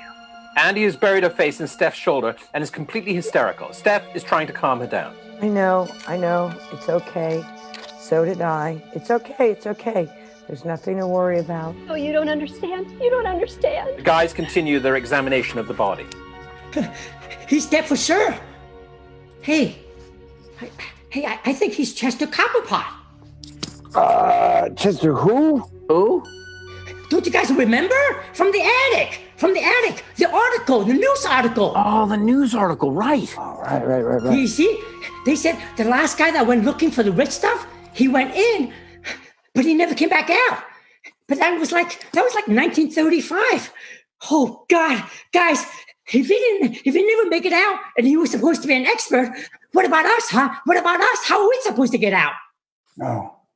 Andy has calmed down now, and she's listening to Steph's words of reassurance. Don't worry about it. Just calm down. Sure? I'm positive. You sure? Positive. How are we going to get out? We can't be sure it's Chester Copperpot. I know it's him. I know. I read the article. Oh, I bet his ID's in his wallet. Mouth, get his wallet. Mikey picks up an old sports card he found with the body. Lou Gehrig. Lou Gehrig? Mouth, come on. You get it, Mikey? Mikey, get his wallet. Mikey retrieves the wallet and reads the ID inside. He shows proof that nobody wanted to see. Oh, no. It is Chester Copperpot. Oh, God. See, I told you. I told you. We're gonna get killed too. Among Chester's things, Mikey finds some candles. Hey, you guys, look at this. Candles, a whole bunch of them. Great, let me have them. I'll put them in my backpack. Oh, he's dead. As Mikey hands the candles to Data, we see that one of them is labeled Dynamite. He's so dead. He's so dead. No, he's dead. I know. Data gets up to leave. Data, where are you going? I'm setting booty traps. Booby traps. That's what I said. See, I'm setting booty traps in case anybody's following us, like the Fratellis, so we can hear them coming. He zips shut his knapsack. Okay, hurry up. Ooh, good idea. Hey, Data, where are you going? I'm setting booty traps. You mean booby traps? That's what I said. Booby traps. Now, God, you guys. Andy returns her face to Steph's shoulder. Steph holds Andy, comforting her. Mouth, meanwhile, has found another artifact with Chester's things. Guys, look at this. Look at this. Hey, give me that. Yeah, it looks like a skeleton or a one-eyed Willie or something. What is it? Give me that. Give me this thing. Mouth hands it to him. The artifact resembles a large key shaped like a skull. 3 irregularly cut holes appear in the medallion, representing the eyes and nose. As Mikey pulls it out to take a closer look, a cord tied to it and around the neck of the skeleton causes Chester's head to dismember. It rolls over, startling everybody. Oh, man, don't touch that thing. Ooh, don't. Brand respectfully repositions the skull to its proper orientation. Oh, God. Don't. Oh. Hey, Mikey? What are we going to do now? Mikey finds a wire that's mostly concealed by the sand on the tunnel floor. He pulls it up slowly out of the sand. Hey, you guys, you know what? Now that I think we've got... Whoa. Look at this. You guys see what I found? Mikey pulls the wire a little too hard and sets off a chain reaction. Mikey drops the wire and freezes, afraid to make another move. A large scathe is swinging back and forth, its blade cutting a rope. Whoa, guys, freeze, don't move. You guys don't move back there, don't move! What? What? Freeze! Ada looks up and notices several more huge boulders hanging precariously above from chains. They're rocking slightly. Data races back to the group. Guys! Let's go! Run, you guys, run! The group runs for cover. Data accidentally trips and looks above him to see another boulder rocking even more. Holy SHIT!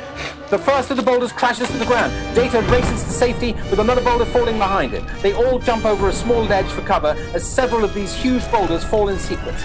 Each one misses them by a hair. Mikey darts out quickly to rescue the lantern. The lantern! Mikey, come back. Mikey grabs the lantern and makes it back just as the last boulder crashes to the ground. That was close. That was close. Ooh. Brand notices a rock covering a small cave entrance behind them. He hears some sounds from behind the rock. Wait. Listen. It sounds like somebody's down there. He moves in to listen more closely. Shut up and listen. Maybe it's a way out. Maybe it's the Fratellis. Hey, maybe Chunk found the police. Maybe it's another one of one-eyed Willie's booby traps. The rock isn't very heavy, and Brand rolls it aside.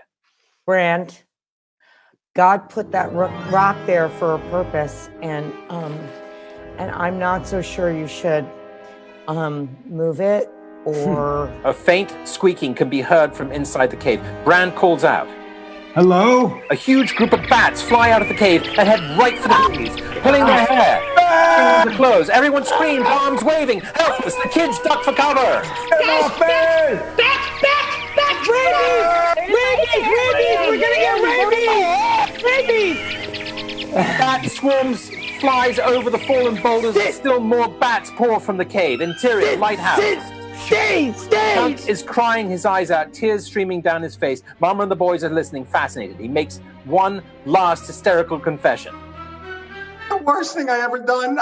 I mixed up all this fake puke at home, and then I went to this movie theater, and I hid the puke in my jacket. Then I climbed to the balcony, and then this is terrible.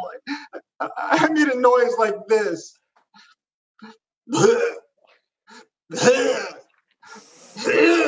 Everybody with me.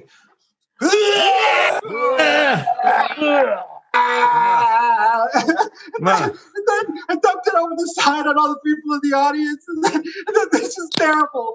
They started getting sick and throwing up all over each other. I never felt so bad in my entire life. Hey, Ma, I'm beginning to like this kid, Ma. Hit puree. One of them starts up the blender as they try to force Chunk's hand into it. No, I'm too young. I want to play the violin, not my hand. Now do I get the truth? Please. Do I get the truth or do you get juiced? Chunk struggles as they hold him down. Chunk's fingers are less than an inch from the blade. Suddenly a noise coming from the fireplace. Everyone turns. The logs literally blast from the fireplace. The grating pops out, bouncing across the floor. The bats shoot out of the fireplace and fly through the room. What was that noise? Fireplace! The fireplace blew the... Ma, the kid's not kidding. There's a tunnel down there. Bats attack. Jake makes a sign of the cross with his fingers and tries to bats away. Francis takes off his toupee and tries to protect it. Watch your hair! They go for your hair! Watch your face, Ma. Watch your face. Hear me, run. Watch your face, Ma. Make the sign of the cross. Interior cave. The kids continue making their way in the passageway. Hey, you guys, if we keep going this far down, we'll reach China. Oh, my feet are killing me. I can't see a thing. Hey, maybe I'll go visit my auntie or something. This could get dangerous, Andy. You might want to hold my hand. Thank you. As they round the bend, a shaft of light illuminates an underground waterfall and pond. Oh, wow. Oh, neat. You guys, look. It's a beautiful waterfall. They wade through the shallow pond and discover it's full of coins. Wow. It's a giant piggy bank. We're rich. I don't believe it. Oh, man, you guys, we found it. We found the gold. Gold and silver. Oh, that's shining all over the place. Gold, guys, we did it. Hey, Brent, hold this lantern for me. Rich stuff. Hey, Mouth, what year was that map made? No, I don't know. Probably a couple hundred years before, Wow. President Lincoln, George Washington, Martin Sheen. Grabs the coin from Mouth. That's President Kennedy, you idiot. Oh, yeah, well, same difference. I mean, he played Kennedy once. Oh, that's really smart. I'm glad to know that you're using your brain. Yeah, well, at least I have a brain. So stupid, Mouth. Oh, yeah? Yeah. So shut up. Wait a minute. This isn't gold. This is a wishing well. Look. Oh. Look. Hey, you guys, it must be the old moss garden wishing well. You know, I always used to believe that when you threw your money in, it turned into your wish. Okay, well, you take that coin, and I'll take 2 coins, and then you take. Wait, no. Hey, that's not fair, Mikey. Wait. No, you can have it. Stop. What? Why? You can't do this. Why? Why not? Because there's somebody else's wishes. Guys, there's somebody else's dreams. Yeah. Well, you know what? This one right here. This was my wish, my dream, and it didn't come true. So I'm taking it back. Taking them all back. Mouth dives under the water. Come on, One-Eyed Willie. I mean, what does this have to do with the map? I mean, is this just another one of your tricks? Interior lighthouse. The Fratellis have given up trying to interrogate Chunk. They are all sitting around eating ice cream. Chunk is looking on enviously. This is really good, better than that other brand, whatever it was. I love a mint chip. You know, Ma, maybe we should keep him alive, just in case, he's in lying. Hey, want to taste? Oh, good idea, Jake. Put him in with your brother. Okay, come on, kid. Jake sets down his ice cream as he reaches to lift Chunk up from his chair. Something falls out of Chunk's pocket. The doubloon. It hits the floor. Hey, you dropped something. What's that? Francis goes to pick it up. Jake, curious, leans over to look. Francis pulls it up quickly, the doubloon in hand, and hits heads with Jake. Oh, what is that? The Cracker Jack prize? Holy shit. Found it on the map. It's got something to do with the buried treasure. Buried treasure. He yanks Chuck unceremoniously out of the way. He thumps on the ground behind them. Jake, look at this. Look at that date. Look at that date on there. Jake takes the doubloon from Francis and rubs the surface. Oh, this is authentic. This is authentic. Give it to me. Give it to me. The balloon. Chunk has picked up Jake's ice cream and is scarfing it down. Told you so. See, you guys never believe me. I said there was going to be buried. But both Fratellis look down at him. Jake sees Chunk eating the ice cream and takes the container away from him. Chunk puts the spoon in his mouth and get the remaining ice cream, and Jake pulls the spoon from his mouth. Chunk cries in disappointment. Exterior wishing well. After the plumbing disaster at the country club, Troy has cleaned himself up and driven out to the old moss garden well to meet a couple of his friends. Troy is leaning on the well, tossing a coin in his hand. Hey, Troy, how far you gone with Andy? All the way, buddy? Yeah. They laugh. You're so immature. God. Come on, man, tell us. Yeah, really, tell us. All right. Put it this way. I didn't make it with her yet. I stress, yet. He tosses the coin into the well. Down below the well, Troy's coin pings onto the rocks next to Brand. He looks up, surprised. Huh? What the hell? Up above. What'd you wish for? Make it with Andy. The coin flies back out of the well and lands in Troy's open hand. Troy is completely taken by surprise. After a moment's hesitation, he looks down into the well. Hey, who's down there? Down below. It's Troy. Hey, guys, it's Troy. You're muted, Kerry. Oh. Sorry. Troy.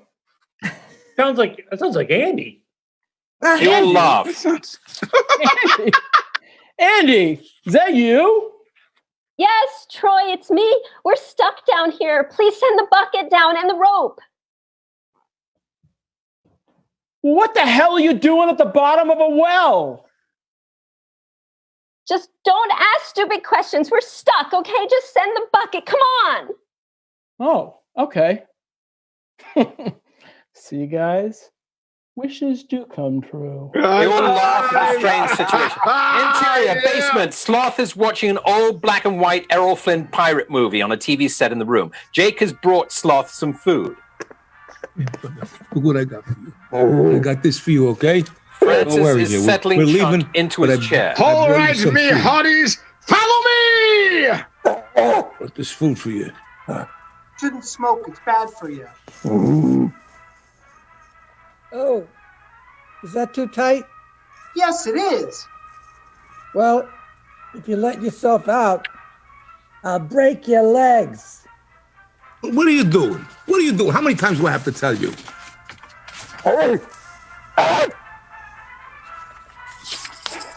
You sit too close to the television. All right, you're gonna screw up your ammo. You understand? Sloth grunts. Jake, leave him alone. Leave him alone. I'm not doing nothing. All right. Relax. Hare Krishna, Hare Krishna, Krishna Krishna. Jake and Francis walk out, leaving Chunk alone with the it. Come on, let me out. In the pirate movie, a man is seen sliding down a tall sail, slicing it with a knife to break his fall. Chunk turns his head to look at the strange man for the first time. He is frightened, but trying his best to make friendly conversation. Hi, sir. My name's Florence, but my friends call me Chunk. The sloth turns his head to face Chunk, emitting a loud, angry growl. We see Sloth's face for the first time. Chunk is horrified by his appearance. He sits there slack-jawed. Sloth shouts again.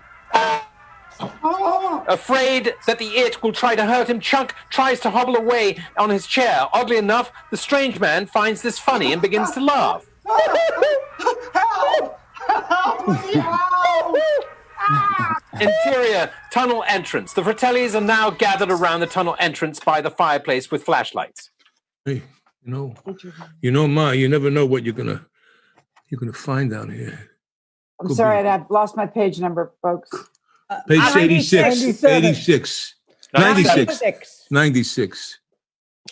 96. 97. Don't forget, get the Tillamook ice cream. They're giving a big donation. Okay. Uh-huh. Tell me when you're ready, Mama. I'm ready. You ready, Mama? The Okay. Fratellis are now gathered round the tunnel entrance by the fireplace with flashlights. You know, Ma, you never know what you could find around here, you know. This place could have ghosts. Okay, let's get him down there. Whoa. Look at this. Look how deep that is. What? That's deep. Look at what? Look at what? Come on, Down Jake, you there. first. You first. What are you looking at? I ain't gonna go first. Hey, what are you kidding, Ma? I'm not going first. No way. Go! Can't argue with that, Ma. Okay. Jake slides in first. Interior wishing well. Troy and his friends are finally lowering the bucket onto the well. Boy, drop the bucket! Troy! I can see it. Hey, Troy, come on. Reaches for the rope, climbing around the bucket. Okay, you guys, I'm the smallest, so I'm gonna go first, okay? Brand pulls him off. Get out of there. I'm the oldest, so I'll call the shots. Andy goes first. I go second. Steph and Mikey go third. Data, you go fourth. Andy climbs onto the bucket, holding the rope. Chester Copperpot. Chester Copperpot. Out loud to the rest. Chester Copperpot! Don't you guys see? Don't you realize he was a pro and he never made it this far? I mean, look how far we've come. We've got a chance. A chance at what, Mikey? Getting killed? Look, if we keep going, someone's really going to get hurt. Maybe dead. Besides, we got to get to the police. Maybe Chunk already got to the police. Maybe Chunk is dead. Don't say that. Never say that. Goonies never say die. I'm not a Goonie. I want to go home. Forgot. But still, don't you realize? Don't you guys realize the next time we see Sky, it'll be over another town. The next time we take a test, it'll be in some other school. Our parents, they want the best of stuff for us, but right now, they got to do what's right for them, okay? Because it's their time. Their time up there. Down here, it's our time. It's our time down here. That's all over the second we ride up Troy's bucket. Mikey pauses. He gives a long, hard look at everyone. They look at each other. Mikey takes a puff and continues. Troy and his friends are pulling up the bucket and the rope. When it gets to the top, we see that Andy has put Troy's letter sweater on the bucket.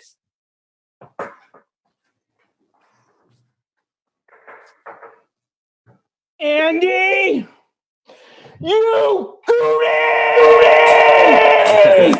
Interior lighthouse.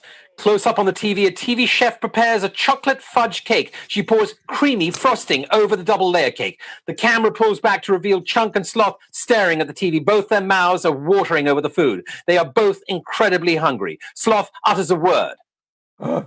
If a grizzly bear could speak, it would sound like Sloth. Try to make your frosting Spread it look around. Try to make your frosting look a little bit rugged.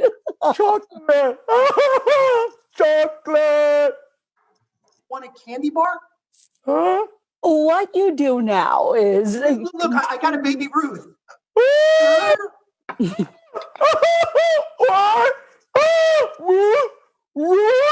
Ruth, baby, Ruth. Oh, okay. I'm gonna throw it to you, okay? Chunk's arms are tied to the arms of the chair. With some difficulty, he does the best he can to throw it to Sloth. But all the movement Chunk can muster is a flick of his wrist. The candy bar bounces off Sloth's forehead and lands on the floor just out of his reach. Sloth growls. Angry, upset. Chunk's eyes widen in fear, not knowing how Sloth will react. Chunk tries to hobble his chair over to pick it up for Sloth. Sloth tries desperately to reach for the candy bar, but the chains stop his hand short. He cannot reach it and grows more frustrated. I'm sorry, sir. I tried to give it to you. I'm sorry. I'm really sorry. I'll get you another one. What are you doing? Sloth starts pulling on his chains. What? What? Sloth focuses his strength on one chain and pulls it with all his might. The chain's anchor bolt breaks away from the plaster wall. He tries for the candy bar, but he still can't reach it. So, wildly driven, obsessed, he concentrates his full weight onto the other chain. With some effort, it too breaks free. Finally, he picks up the candy bar in delightful victory and delicately unfurls the wrapper. Jesus, sir. You're even hungrier than I am. Interior tunnel. Now, past the water pipes and into the main tunnel system, the Fratellis have set off the firecracker booby traps that Data left behind.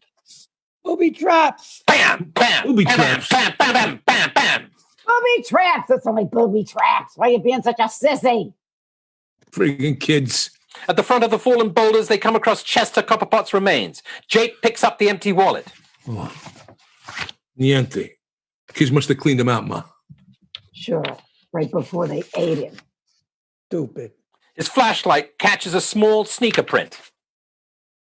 Follow them size 5s. Interior basement, Sloth has now completely freed himself from the chains. He stands, towering before Chunk, still tied to his chair. Sloth! Chunk. Sloth! Chunk! The impact of his enormous hand causes Chunk to fall over backwards. Sloth finds this a bit funny, but Chunk is too stunned to say anything. Sloth rocks the chair back upright with a single hand. Chunk is nervous because he doesn't know what else is going to happen to him. But Sloth ever so gently peels back more of the candy bar wrapper and feeds it to Chunk. In turn, Chunk feeds some back to the Sloth. And they enjoy the candy bar together. Then, Sloth suddenly becomes excited at his newfound friend. He shouts for joy and picks up the chair with Chunk in it. Chunk's response is much more fearful, but Sloth is happy and he plants a big kiss on the Chunk. He laughs with delight, but Chunk is repelled by Sloth's offensive odor. Man, you smell like Fizzhead. Interior Moss Garden wishing well. The kids are still searching around. Data passes the lantern to Mouth. Hey, Mouth, hold this. Here, Mouth, translate this.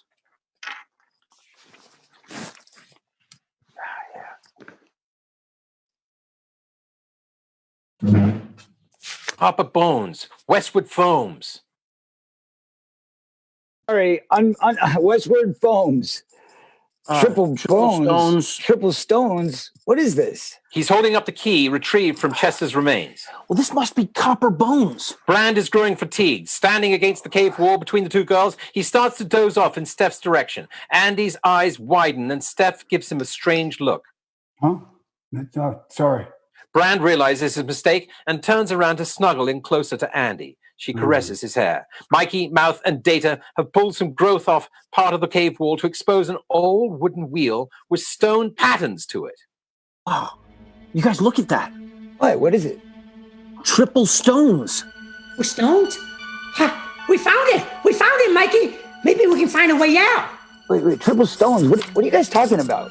We got you now, One-Eyed Willie. We're coming up right behind you. Why couldn't I have a little sister? Just a little sister instead of that. Mikey and the others are trying to align the holes in the copper bone key with the stones in the wheel. Yeah. Okay. Yep, it fits. What? It fits. Data sees a pattern that might work as Mikey is trying to fit it in the other stones. Hey, it fits, Mikey. It fits. Yeah. Okay, we got it. Wait. Which way do we turn?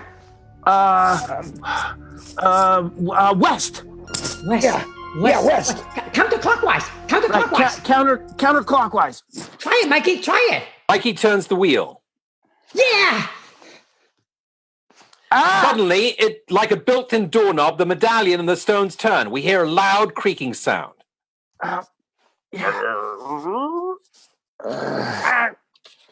What the hell is that? The mechanism continues to click internally, and suddenly, a heavy cannonball flies out of a secret compartment into the wall. The kids jump back. The cannonball rolls into a small path that we see it is meant for.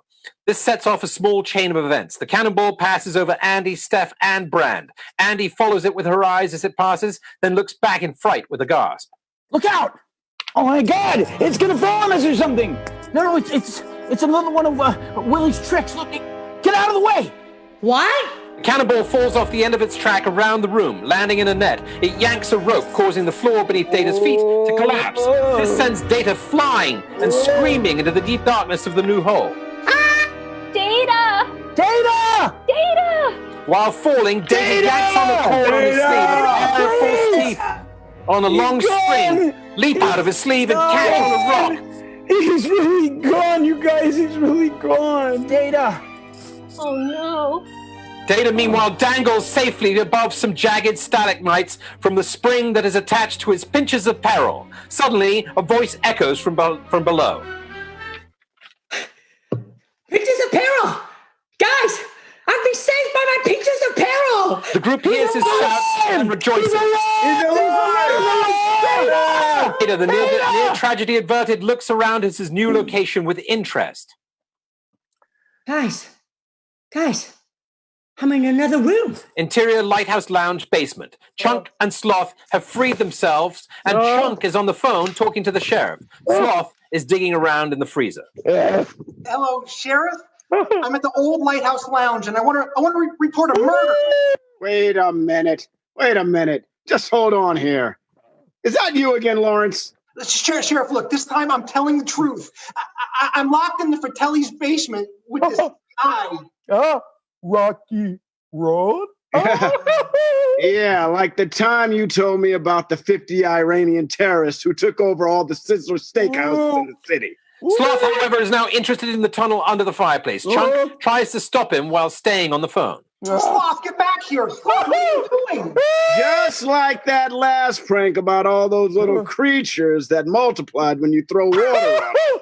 While trying to stop Sloth, Chunk has stretched the phone cord over to the fireplace, but Sloth is already starting to climb in. Sloth, we're not going in the fireplace. Now, Chunk's phone cord breaks from the wall and the sheriff is cut off with a dial tone. No, Sloth, it's just your echo. Oh, echo! No, Sloth, I'll show you. Don't go down there. It's not down there, Sloth. It's your echo. It's your echo. Interior tunnels, new room. Interior tunnels, new room. Gotta go to the bathroom. Pee break. Who's gotta go? Me. Me.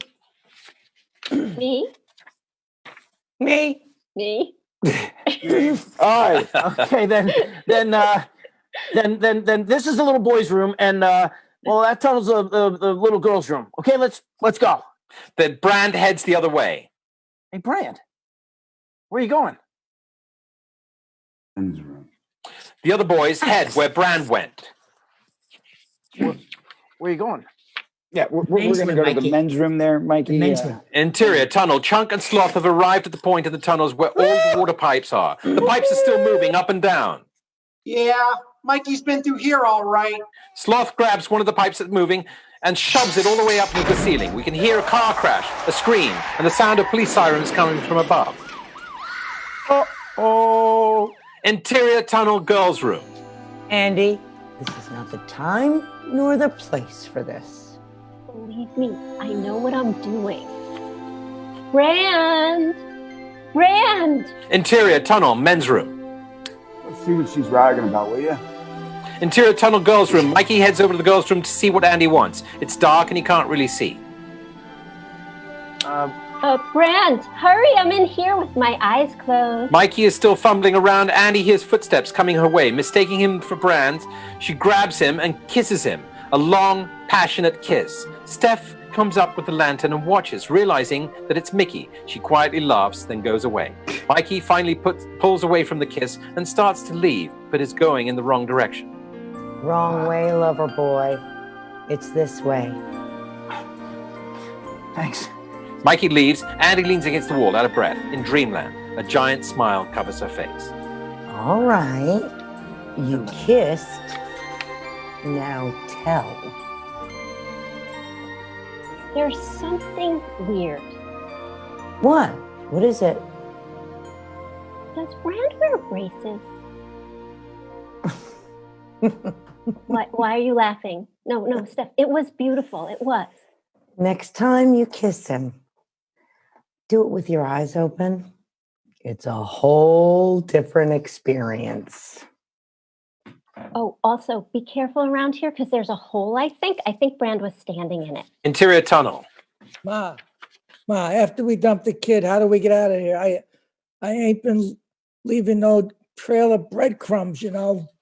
Boys are right around here somewhere. I'm telling you, I can smell their bubble gum. Jake sees the rope that the Goonies used to get into the lower tunnels with. Oh, Ma, look. I'll give you 3 guesses who left this. Francis trips on the rope. You dummy. You all right? They shine their flashlights down to see what's below them. Interior lower tunnel. Brand is seeing the Fratelli's light shine down from above. Oblivious, Andy walks over to Brand and motions for him to follow her. What are you, crazy? They're here. They're here? They're here? They're here?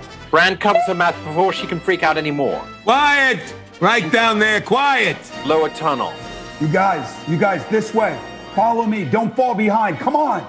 They run into the central tunnel. As they run, the lantern lights up all over the tunnels. They run through a skull-shaped opening in the wall. The Fratellis make it to the lower tunnel. Ma, watch your step. Watch your step, Ma. What's your own? The Goonies have arrived in a large section of the pathway. A long wooden mast stretches across the deep stream of rushing waters. The mast is the only way across. What is this? Just keep going, you guys. This looks like a boat mast or something.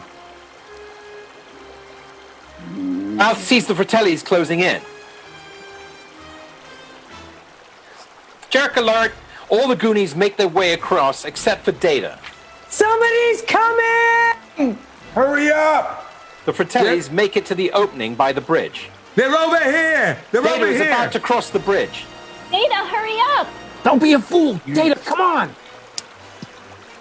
Got a great idea, guys. What's going on? I can't. Slick shoes.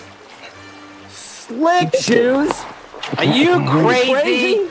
Data Best audio, starts guys. pulling on the belt You and can both heels on his shoes Best pop audio. open. They begin to squirt black oil onto the mast behind him as he works his way across. Okay, enough. I can see the flashlights.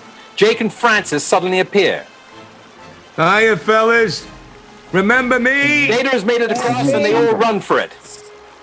Hey, we just want to get out of here. Data Okay? uses his entire arm to flip them off. Stop, or I'm going to shoot. Jake shoots at the ceiling and rocks and dirt fall onto their own heads. Hey, stop it, stupido! Francis shoots and hits a rock that Mikey's hand is on. What the hell are you doing? You're gonna start a cave-in over here. Cave-in? What the hell do you think that was? He points to the ceiling where Jake shot at. Interior organ chamber. The kids are up ahead a bit and now having crossed the mast. Brand, hurry up with the lantern. It's pitch black. They all pull some candles out of Data's pack. You have some candles or some matches or something? No. Light it on the lamp. Good idea. Good idea. Interior waterfall. Okay, just cross now. Wait a minute. Just cross. Wait! Don't push me! I'm not pushing. Just hurry up. What do you Francis call that? goes across the log first, and the spot where Data has squirted the oil. He does a complete head-over flip and lands hard on the log. Oh, sweetheart, are you okay? Interior organ chamber. The kids are looking around, panicked and scared. A boulder blocks their path. Too heavy, it won't budge. It's all solid. Look at this. Oh, wow. Look at this. They all turn to look. Built into the wall beside the boulder is a giant organ, a quite unusual organ. Each piece from the keys to the pedals is constructed of human bones. It's disgusting. No. Wow. Gnarly. That's torches, you guys. Look at these bones. How did they put all these? Interior waterfall. The Fratellis are still attempting to cross the mast. Help him, hurry up. Ma, it's slippery here, Ma. What do you want me to do? Ma. Mama. Jake moves up. Jake moves up and slips on the oil well and falls onto the log. Suddenly, the water rises up, and Jake and Francis are in danger of being swept off the log. What are you doing? You're letting them get away. Again. What's the matter Mama. with you two? Interior organ chamber. Mouth is reading from the map. To move on, you must play the tune as each note is said. If you make too many mistakes, you will surely be muerte. What? What? Be what? Dead. What's that? Come on. I mean, there's Muerto. a script too, so. Muerto. It's Dead. Oh, God! You mean we got to play the bones to get out of here? Exactly. Data comes running up.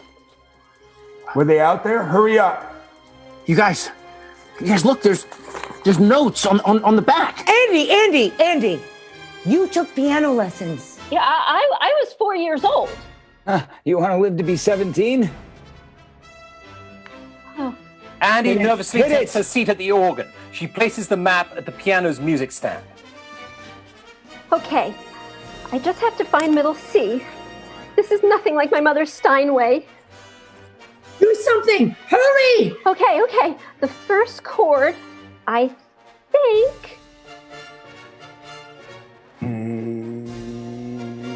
Yeah! Presses one of the bone keys. A hollow, mysterious chord of air echoes through the tunnel, opening a crack. My God, it's working. It's working. You guys, way to go. Andy, way to go. Okay, it's all coming back to me now. Okay, A, C sharp, D. Remember those lessons and play it right, please. She plays a wrong, sour chord, and the floor cracks. It drops out from behind mouth. You guys! They all grab him, stopping his fall into this huge pit. Data, meanwhile, checks out the entrance to the tunnel to see if the Fratellis have caught up with them. They're almost there. They're coming, guys! They're down there! They're coming up! What should I do? Everyone looks at Andy. All right. They're coming, guys! They look really pissed off! Andy plays another wrong note, and the floor drops from behind Brand. Almost tumbles in, but they all grab onto him. What were you thinking? I hit the wrong note. I'm not Liberace, you know. Oh, listen. You're doing fine. Andy, I believe in you. Goonies always make mistakes. Just don't make any more. Now, come on. Okay. Where was I? A flat? Come on. She plays the correct chord, and the door opens a little more. All right, good. Data goes to check the entrance again and sees nothing. Hey, guys! They're gone! Suddenly, Jake reaches up and grabs Data. Data presses a button under his jacket, and a boxing glove pops up and nails Jake. He and Francis go sliding down the rocks, and Data is able to get away. Data runs back to the rest of the group. They're coming, guys! They're coming! He runs into them and pushes them all onto the piano keys. They hit the wrong note, and the floor falls out from behind Data. They're now stuck on one remaining island of rock with the organ. If this section drops, the organ will crumble, and all of the Goonies will fall to their death. I can't tell if it's an A sharp or if it's a B flat. You hit the wrong note, we'll all be flat. Andy plays the right note, and the boulder slowly moves open all the way. Yes. Let's go! Hurry! They all run through the exit except Andy. Grab a hold of my hand. The Fratellis arrive. Toss me the gun. The gun. Cut.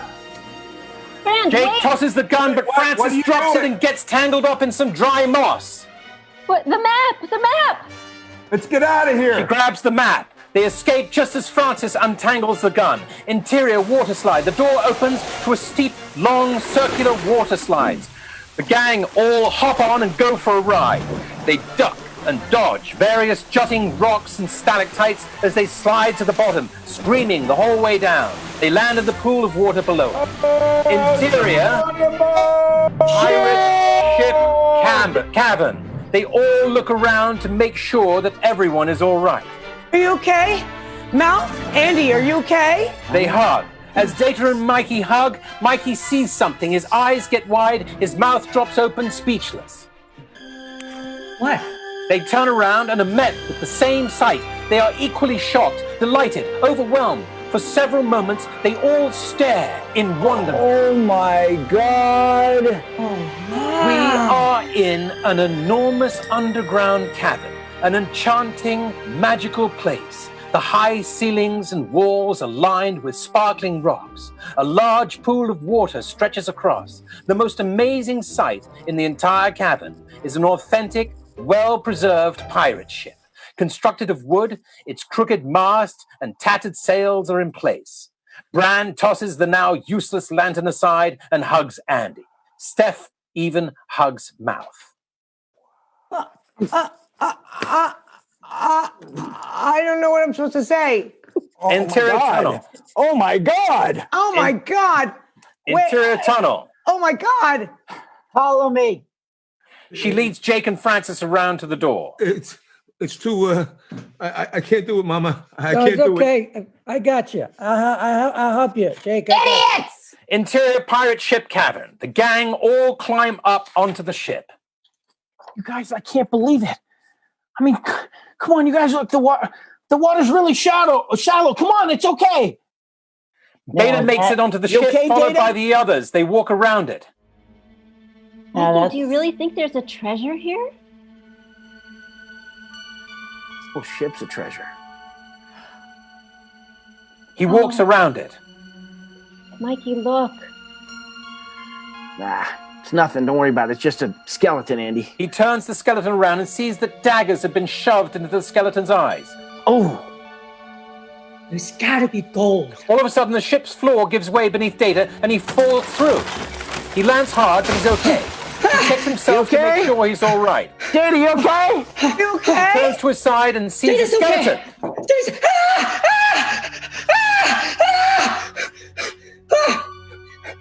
Data's okay, but Data's tired of falling, and Data's tired of skeletons.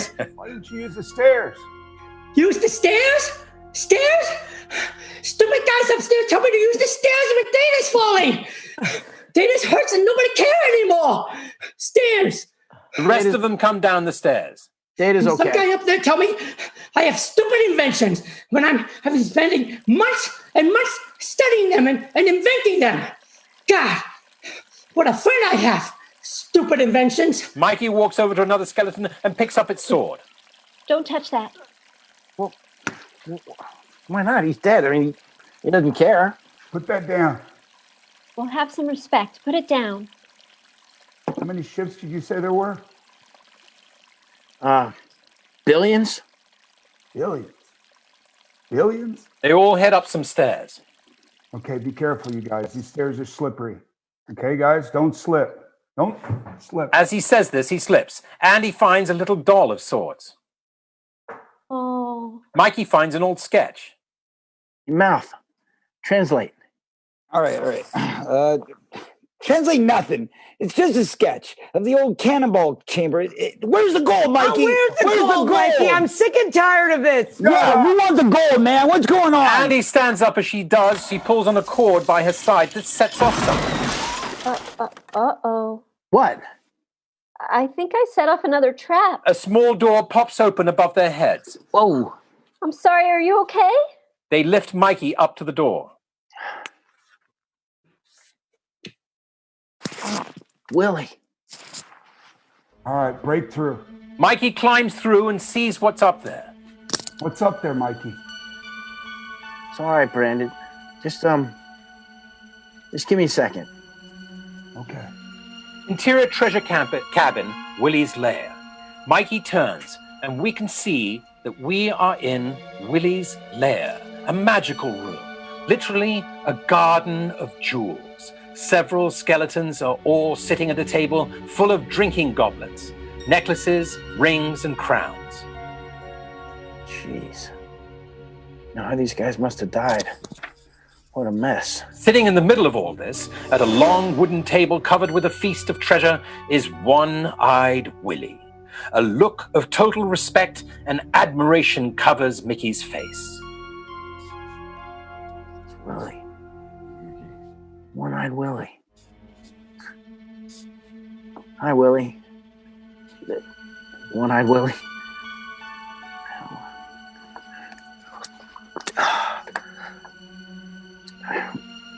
We have a lot in common. Oh, Willie. You know what, Willie? You were the first Goonie. Mickey hasn't realized, but all the others have shown up and are standing quietly behind him. Yo. Hi, guys. How's it going? This is Willie. One-Eyed Willie. Say hi, Willie. Those are my friends, the Goonies. Have you been standing there long, you guys? How long you been standing there?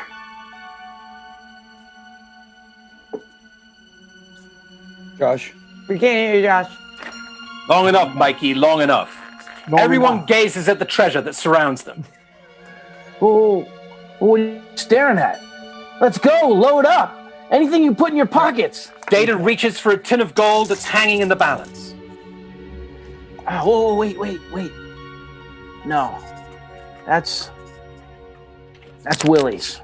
What? Why? Save that for Willie. Anything else? They all start to load up their pockets with jewels and gold. Mikey dumps out his marble bag. Hi, Mickey. Bye-bye marbles. And he puts on some gorgeous necklaces. Hey, this is great. Oh my God. Hey, come on. You guys, hurry up. Those creatures flew after us. Yeah, that's right. What are we going to do? I don't know. Who cares? Hey, I have an idea. What is it? All right. I saw this on the Hardy Boys once. Okay, we can leave a trail of jewels into one cave and then hide out in another cave. And then when the Fratellis, they go into the first cave, then we can make a run for it. No, that sounds like a great idea. They all turn and see the Fratellis standing in the doorway. Yo. Outside! Okay, this is war. Data, no. I said outside. No, we will not be taken alive, Mikey. What do you mean we? Data! Hey, Data! Look, it's not funny. Data, Yeah. she's got a gun. Outside, let's go. Data! Steph comes up behind her and they check out each other's jewelry. Come on, Snap two. Ooh, I love that. Oh, yeah, and that's beautiful. great. I love that. Exterior deck. Mama Fratelli leads them onto the deck where Jake and Francis are. She backs up and ends up accidentally pushing her boys down. Sneak it up on me, huh?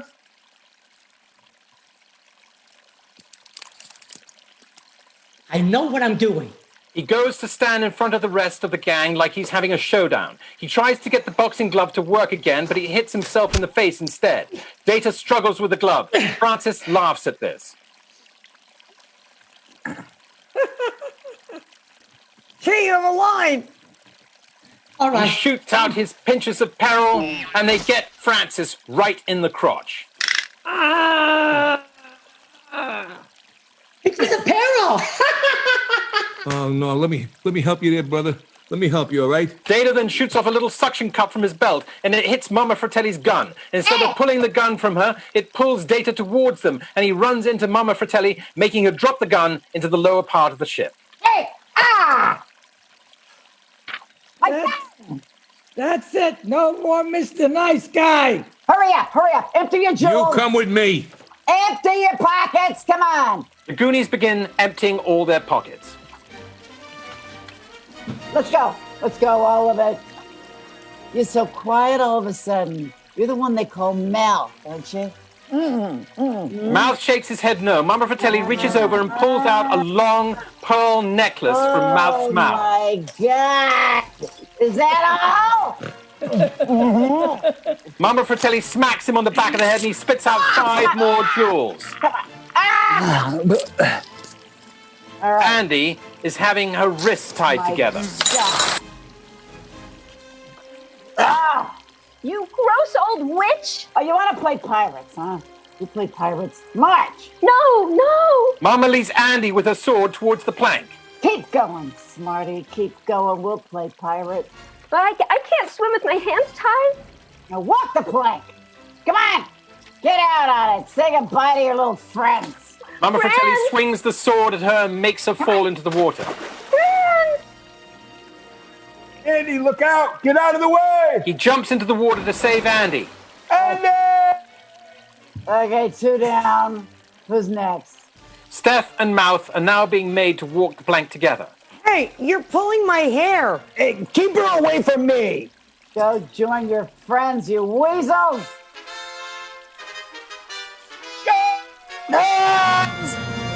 Sloth, dressed in pirate's clothing, stabs the sail with his knife, and he and Chunk slide down. Chunk! Sloth! How do you get out? Save him, it's Mouth and Steph! Sloth swings down, grabs Mouth and Steph from the plank, and pulls them to safety on the deck. Yay, Sloth! Chunk! No, it's Captain Chunk. Dun dun dun dun dun dun dun. Sorry. Give me the sword. Give me the sword. He slams it into his hand and jerks him with pain. And Captain Chunk says, let's get the hell out of here! Get out of the way, kids. Francis! Sloth runs interference while all the Goonies run for it. People run on the plank and jump into the water. Steph punches Mamba Fratelli. Jake gets a piece of the rope and tosses one end of jump rope? What do you mean jump rope? Jump rope. Oh, jump rope! Jump rope! All right. Come on. Ring around the posy. Pocket full of posies. Sloth jumps along. They run towards each other under so the rope is now wrapped around Sloth's waist. Sloth grabs each end of the rope, swings them back to where they were, so that he's free again. He rips open his shirt to reveal a Superman shirt underneath.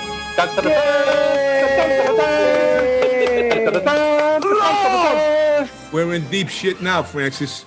Oh, shit. Sloth looks at both of them, deciding who to beat up first. Sloth, remember the time we went to the Bronx Zoo? No, don't start that now. No. He and Mamba wanted to leave you there. Right? No, Who spoke up we for you? never been to the Bronx Zoo. You lying bastard. Remember the time we were going to get your teeth fixed and we spent the money on Francis's toupee? I don't wear a hairpiece. Francis runs at Jake and they start fighting.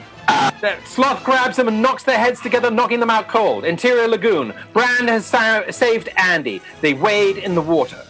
Here, grab the rock.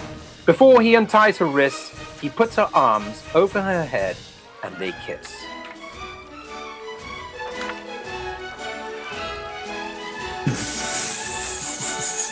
Kiss him! Kiss him!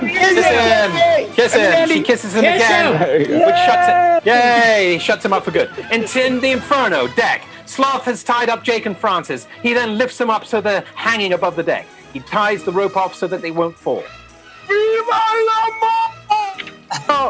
I won't sing anymore, okay, Sloth? Mama! Come to mama, baby. Come on. Mom, you've been bad. Sloth, amazing dad. I may have kept you chained in the room, but for your own good. Don't you remember when I used to sing to you when you were a little boy? Sloth laughs. Rock-a-bye, baby, on the treetop. When the wind blows, your cradle will rock. The song is comforting to Sloth. It brings a pleasant smile to his face. When the bow breaks, the cradle will fall. Break! Fall! No, I only dropped you once. No, okay, maybe twice. No, put me down. Slothy, put me down. He picks up Mama Fratelli over his head.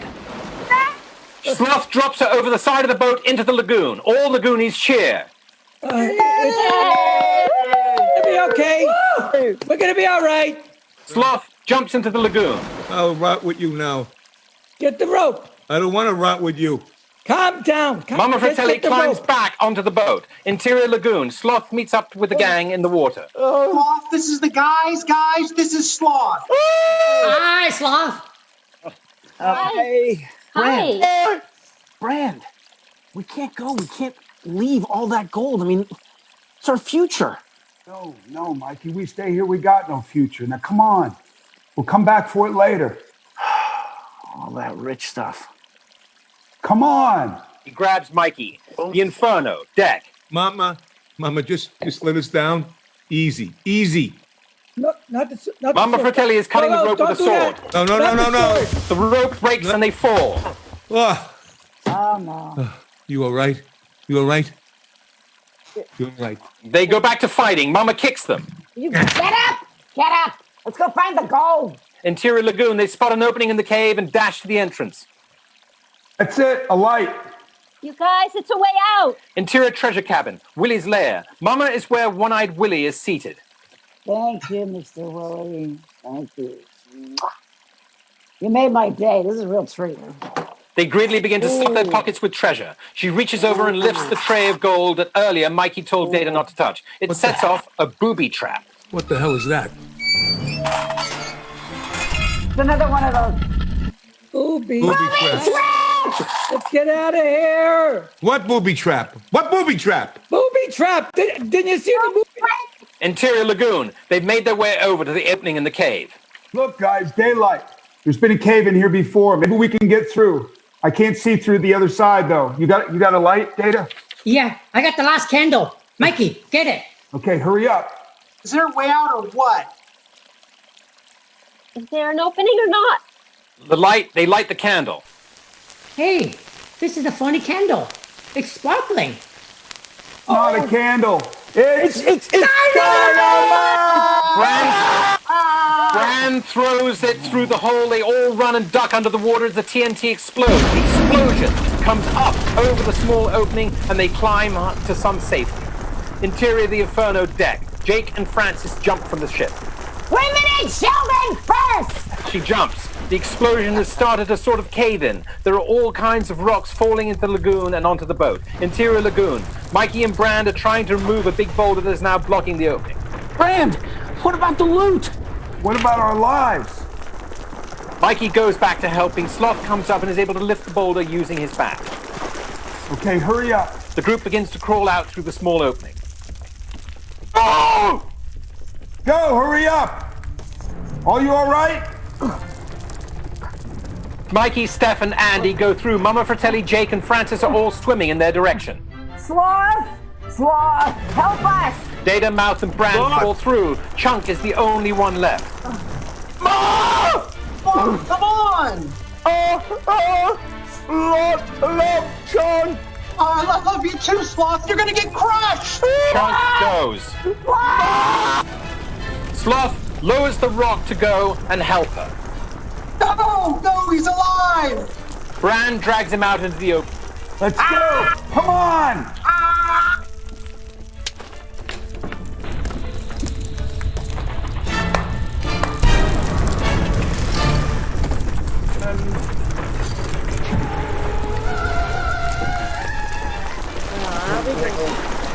The booby trap is actually pulling up the ship's anchor. The dynamite has created a large opening in the cave so that the ship might be able to get out. Exterior, rocky beach, day. Two cops are searching the beach. They see the Goonies walking down the beach towards them. It's them there goobers. Wait, they were here a minute ago.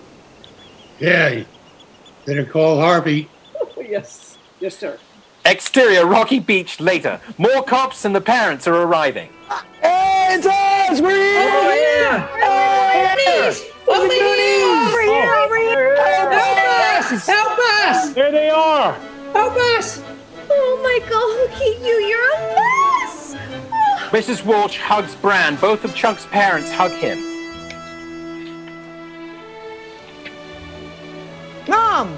Yeah. Oh, look what we brought you! Look what we brought you! Some pizza. Oh, pizza, eating! He kisses his sister.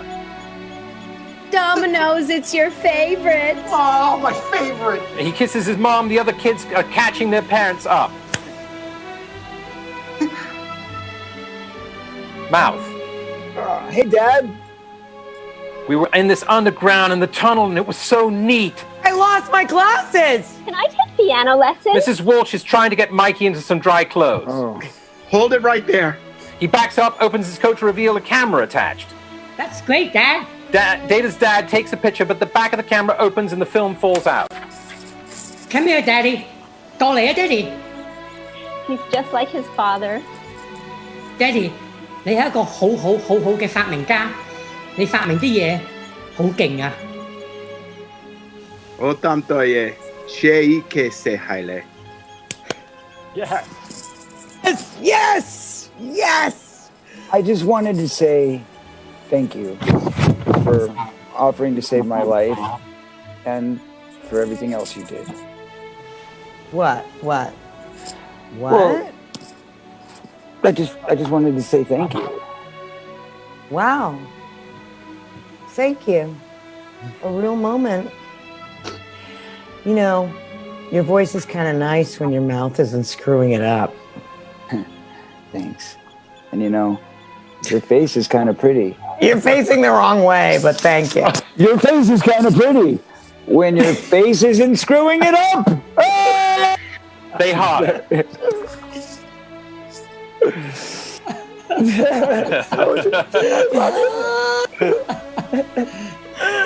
Andy. Hey, Mikey. Hey, Mikey. You know, you are a great little kid. I mean, person. And, you know, you keep kissing girls like that the way you do. And the parts of you that don't work so good, they're going to catch up to the ones that do. She kisses Mikey on the cheek. Andy walks over to Brand and they kiss. What?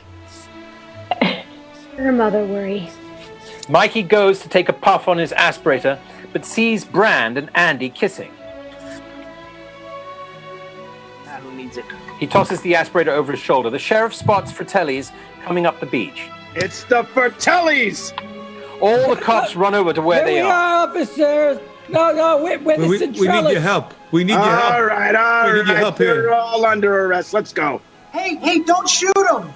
He runs over and stands in front of Sloth with his pizza box. No, don't shoot him! You don't know what you're doing, kid. Get out of here! All the Goonies run over and stand in front of Sloth.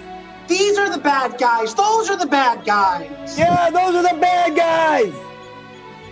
Sloth picks up a cop with one arm. No, put him down, Sloth. It'll be all right. Look, Sloth puts the man down. The cops escort the Fratellis away. Do you know who I am? Wait a second. Do you want to know lose who he your is? job?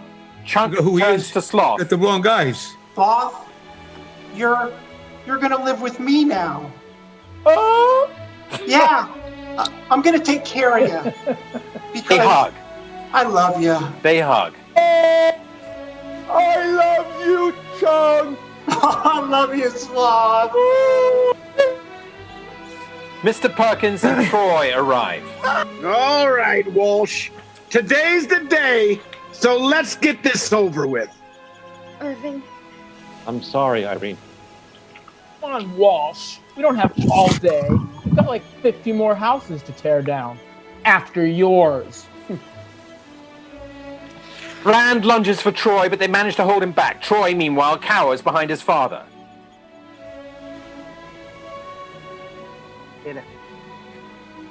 Data. I'm sorry. I'm going to miss you. Okay, don't worry. Sheriff, I want you to witness this.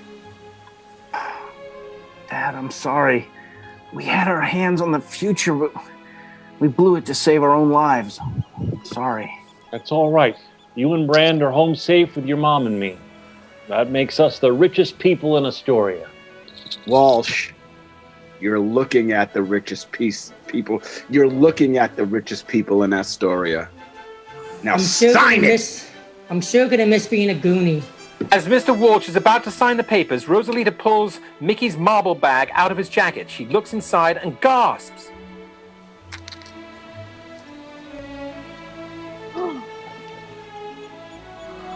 Ay, Dios mío, Virgencita, ay, Dios mío, no. What is she saying, Mal? What is she saying? No, What is she saying, Mal? No panic. From Mr. Walsh. How dare you No sign? Rosalita runs over and What's dumps in the the bag? contents of the bag into Walsh's hand. It's rubles, emeralds, diamonds.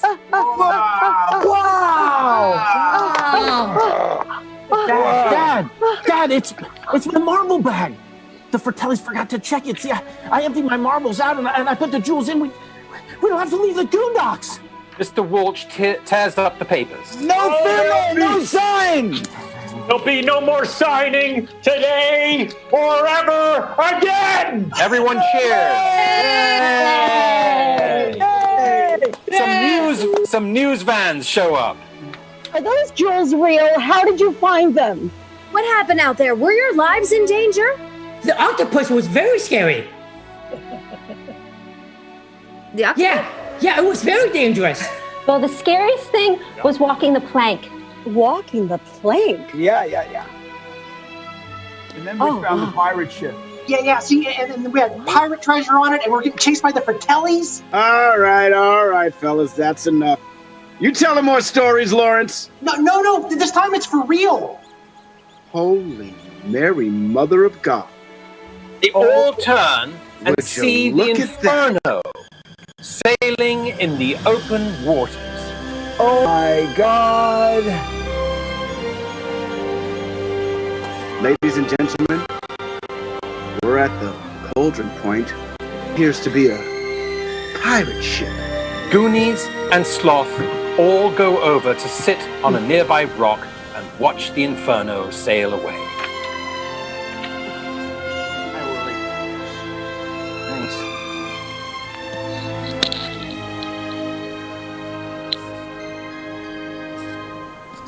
I can't hear you.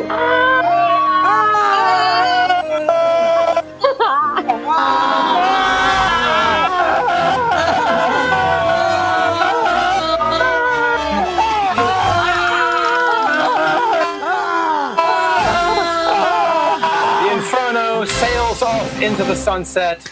The end. Yay!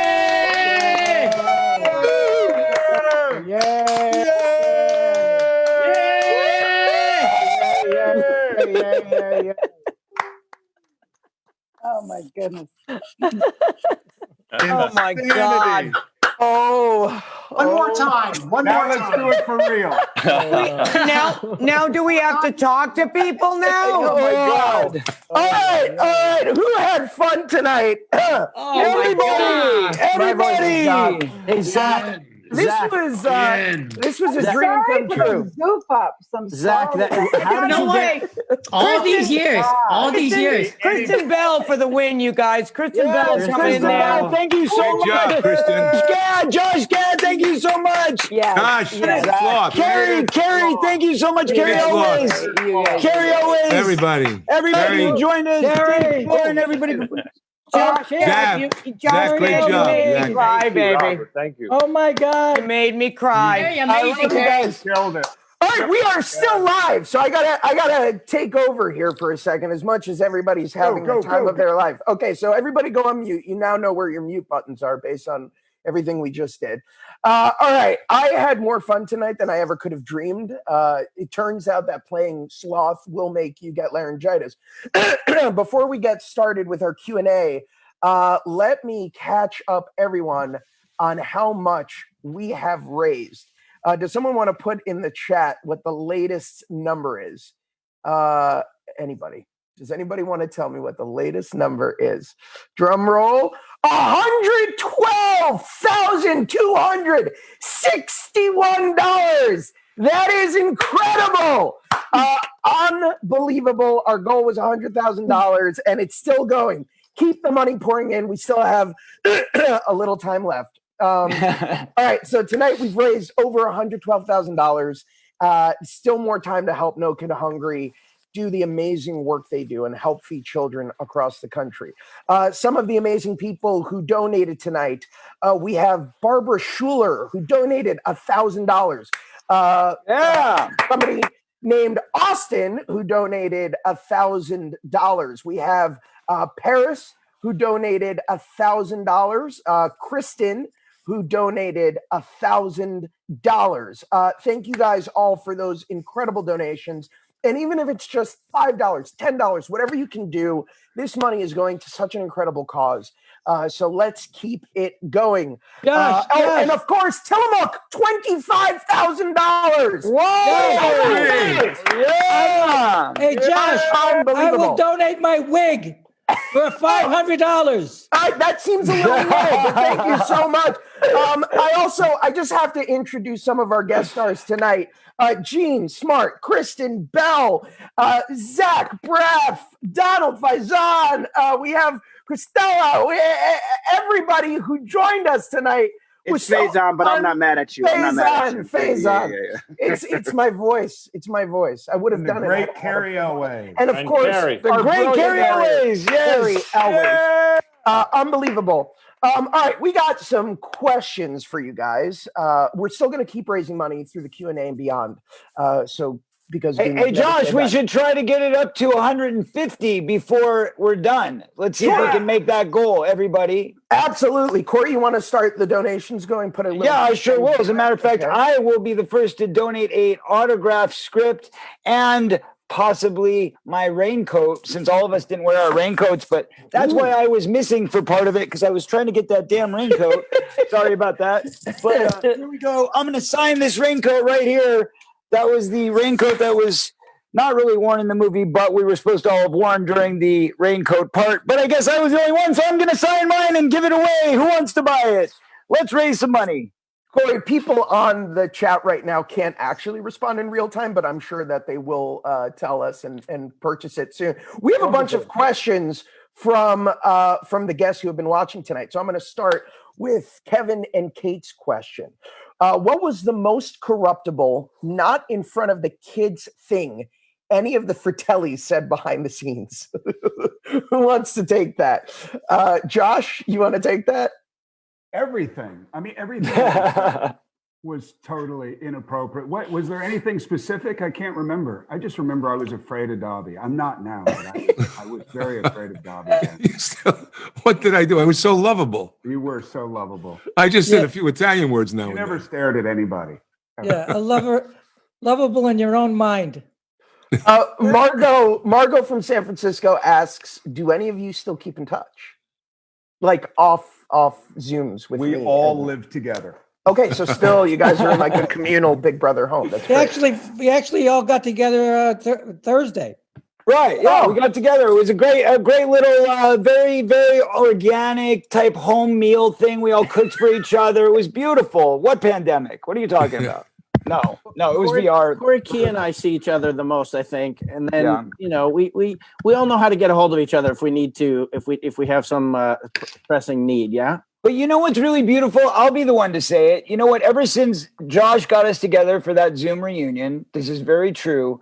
Ever since then, we've all been emailing each other all year long on this continuous thread of keeping each other up to date. And it's been beautiful. It's like a family that got back together, reunited, and now we've all really been like doing the family thing and keeping up with each other. And that's a beautiful thing. It really is incredible. And I had a chance to catch up with all of you guys early in the year. And I think I speak for everybody right now when I say this movie is more timeless than ever. And hearing you guys do it tonight and being a part of it was probably the greatest thrill of 2020. That's not saying much because 2020 has been awful. Peter E. asks, whose idea was the Goonies movie? Was that Chris Columbus? Who came up with the initial idea? Dick? No, I believe that was Steven's idea. Steven came up with the story. Steven came up with the original. Oh, Steven wrote the Max story. Headroom. Okay, so yes, thank you, Max Headroom. So Steven Spielberg, for those of you at home who don't know who we're referring to, came up with the original story idea. All right, we have. I have a question, Josh. Yes. Can Dick or someone tell us about the infamous octopus scene? Because Data references the octopus. The octopus was very scary. Which is, by the way, in the TV cut, you see the octopus. I heard that it was in the TV cut. I've seen on YouTube the octopus wearing Data's headphones, and I wondered if someone could tell us about. Yeah, is it true that there was a dance number in Goonies at one point? No. No. Yeah, no. There was never an octopus dancing with Data underwater. No, the octopus was bouncing around, but he wasn't dancing. He was just like electrocuting himself from a stereo that. No. The mouth, octopus was giving me dancing lessons. Oh God! I'm trying to save it, man. I'm so shocked and surprised that this scene was cut from the movie. That is a real shock. Wait, let Dick answer. I have a After you question. hear what they all, go on. After you hear what they all said, now you know why it was cut. Exactly. Dick, I have a question for Dick and Corey from Amber Shampoo in Seattle, Washington. What is the story behind the amazing jacket you generously donated for the cause? You're okay. You're unmuted. My wife stole it out of my closet and said you've had it long enough. Oh God! I remember that thing. Wow. Remember that thing? Wow. Remember that? Wow. A nice piece of history. Yes. Yeah. So am I correct that that's the jacket you wore on set, Dick? Every single day. Okay. It smells like it. So I just want to let everybody know who's watching right now, all of you Goonie fans, that jacket is available to buy right now. So please make a big donation, get that jacket. You will have a piece of cinema history. We have a question for Robert Davi from Kalen Chase in Nashville, Tennessee. Was it in the original script for you to sing opera? No. That wasn't in the original. I had an idea, of course, when I was feeding you, Sloth. It was just to put the food down and kind of kicking it away with my foot. And I said to Dick, I says, I have an idea for it. He goes, well, what is your idea? Well, I want to sing opera. Like, he has to listen to me sing for his supper. And he goes, let me see it. Let's try it. And that's how great Dick was. I mean, in terms of creative director, I have to, and I tried it. He goes, I love it. Let's do it. And then became a little theme. Put it in over here. Put it in over there. It's so iconic. The fact is that Robert Davi has a spectacular singing career and life and shows and everything that he does. And I noticed tonight when we were doing it, and Mikey says, yeah, it's the guy who tried to sing. I could feel the injury that you had. I did. You absolutely picked that up. It was like a stab in my heart for a second. And I don't remember that being in the script. It was. Well, you weren't I there know. for it. We were away from you. Yes, I have a question for our guest stars today. A question for Donald, Zach, Christella, Kristen, and Jean from Alex Uphoff in Madison, Wisconsin. Do you guys, how does it feel to all of you to be an honorary Goonie now? Is it official? Are we officially honorary? I think it's semi-official. It was official, so that's. Well, we have to make it official. Josh, I can make it official. I think we're going to make it official. I think we're going to make it official and then ask me that question, Josh. But what was it like for you guys to? Because I know we're all from the same generation. What was it like for you guys to experience reading the script with the entire cast tonight? Because it was surreal for me. Oh, best night ever. I loved it. I mean, it was fun. First of all, Donald and I both talked about this movie so much, and it was one of our favorite childhood movies. It was fun for me to look over at my best friend and watching him mouth almost every word of dialogue. I mean, and especially, it was Sean. You did that great "It's Our Time Down Here" speech so beautifully tonight. I got goosebumps. Jack, you sounded exactly like Walker. You sounded when you were doing the dad at the end. I got chills. I'm not kidding. I got absolute chills. Thank you. But that "Our Time Down Here" thing, when I was a kid, was really meaningful to me.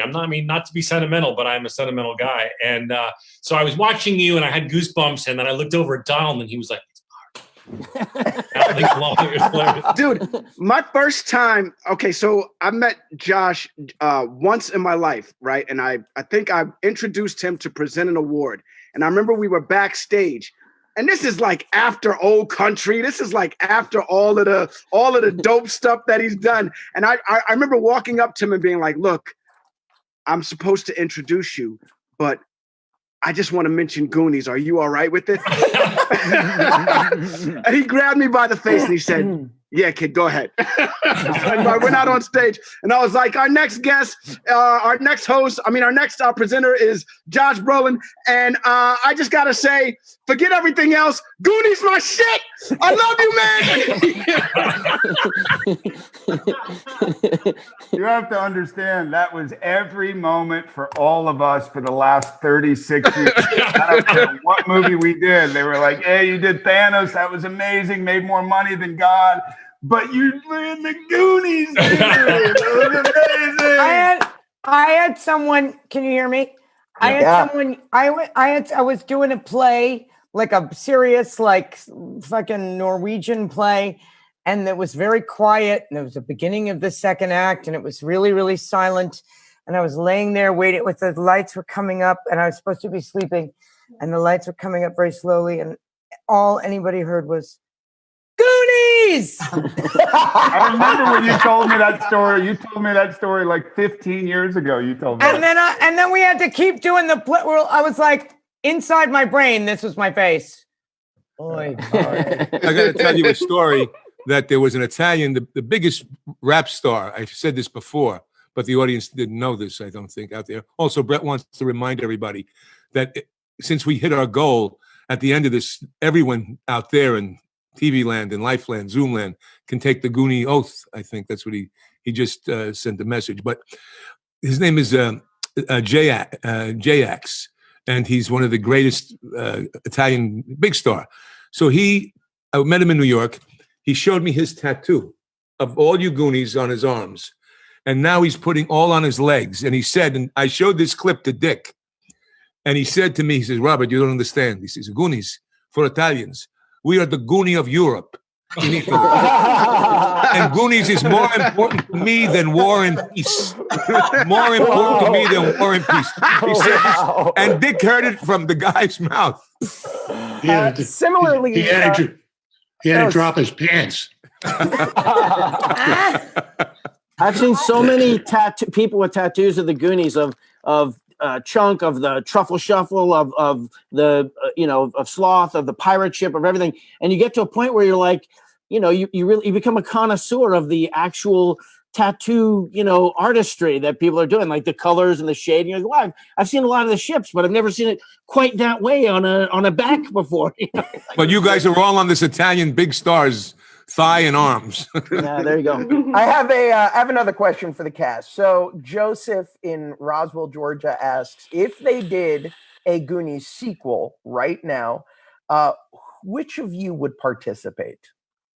I'd participate. We all do it. Which of you would participate? Everybody. I love that Chris and Bell and Donald and like all of us. Donald's like, me. Dick, it's up to Dick. It's up to Dick. I'll totally audition. You're okay. Excuse me. I'm sorry I missed it. I cut the sound off. No, you're okay. I'm sorry. We have a question from Steve Smith. As long as Carrie is narrating the sequel. Oh, yeah, by the way, Carrie, amazing job tonight. Yeah. Thank you for filling in for all of our technical difficulties and mishaps. Thank you, Carrie. Is a national treasure, an international treasure. Carrie, we actually have a question for you from Ariel Mayer in Joshua Tree, California.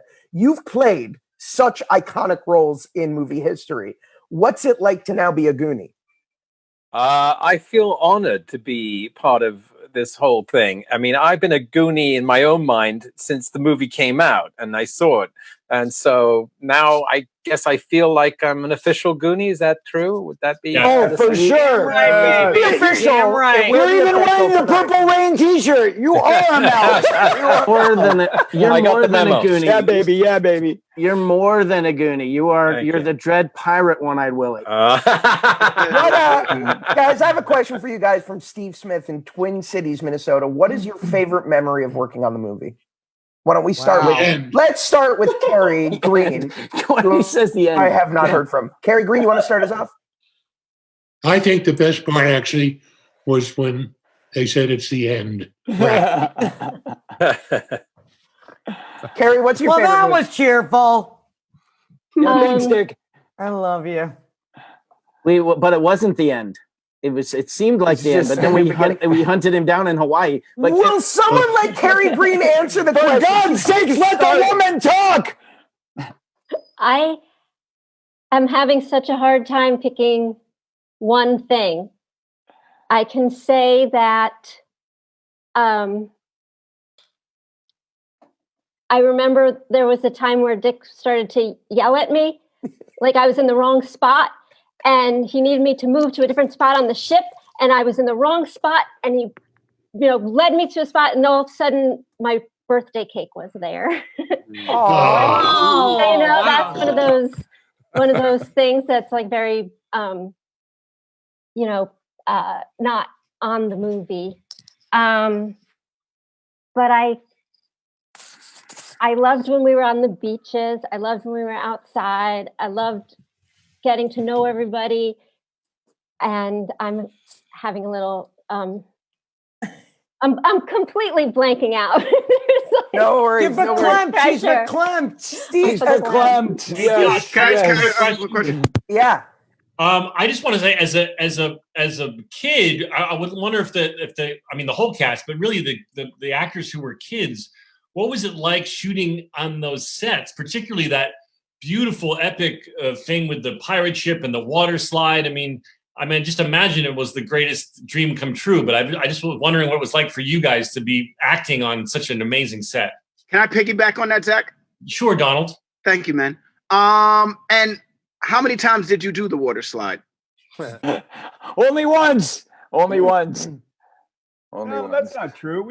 Didn't we do the water slide for like 2 days? No, not us. The No. little kids, we only got to do it once. I don't know if you guys got to do it more, but for Josh, I was for Josh, Sean I and was- Key and I think. I was jealous of you, Josh, because you got to do it more than we did. There were, as awesome as it was to be inside the water slide and loving it. If you looked at it from the outside, it wasn't like it was designed by the people who do the parks. It was brilliant. It was absolutely brilliant. But the like lights and Dick was terrified the whole time that we were going to get electrocuted. Oh, yeah. That was his thing. He was terrified we were going to get electrocuted. And those sets, Michael There was all Reva. kinds of insurance stuff they were really worried about. I remember that. On the sets, Michael Reva was the set designer, and I think he did a Michael few films. Reva. He did a few films for Dick. He just did a beautiful job. The detail of that set and the pirate ship and all the sets. It's so beautiful. Are just Even incredible. Now watching it today, it was just so beautiful. Yeah. It's beautiful. Zach, And, the thing is that we even as kids were aware of how important that set was as an accomplishment for like the whole industry. People would come from all over the place to just enjoy it for a minute and marvel at it. And for us, it was, for me, I'm like, hey, yeah, that's my I get to do that, But the best part to follow up on that, Sean, is like we had people like Harrison Ford, who obviously has seen a few incredible sets in his day, or Michael Jackson. I mean, people who are Dan Aykroyd, fairly large superstars, And Eastwood. and they're all and they're all coming to our set to marvel at this pirate ship, and we were taking like tour guides through all the sets. I remember we gave Harrison Ford a tour, we gave Michael a tour, and that felt pretty cool. That felt pretty cool. I have another question for Dick. So is it true that you hid the set from them, and how were you able to do that? He put it in his Yes. pocket.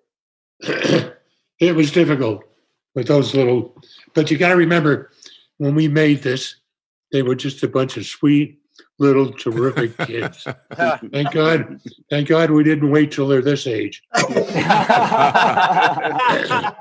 And you got to give kudos to Gene Smart for Mama Fratelli. I was saying, who are they going to get to do Mama? You know, I mean, 'cause You're right. Ramsey- Wonderful. Thank you. tremendous job capturing the spirit of our Mama, Gene. To fill Anne's shoes, and I mean, it's really impressive to see you guys back together, because I've never seen the movie until last night, and to What? see your to see your enthusiasm and how much you're enjoying doing this with each other is it's so moving and so fabulous. We're just waiting to get a sequel, is all. I'm honored to be even a tiny bit of a Goonie now. You're perfect. So, thank Gee, you. And Kristen Thank Bell, you, really, thank you, Mary thank Ellen you all. Trainor played Kristen, Mary Ellen unbelievable. Trainor played Mama Walsh, and I think Kristen, you just nailed that as well. She was Thank great. you. I speak to my children often like these lines, so I just I just thought you didn't look old enough to be the mom of all these kids, but then I'm going, well,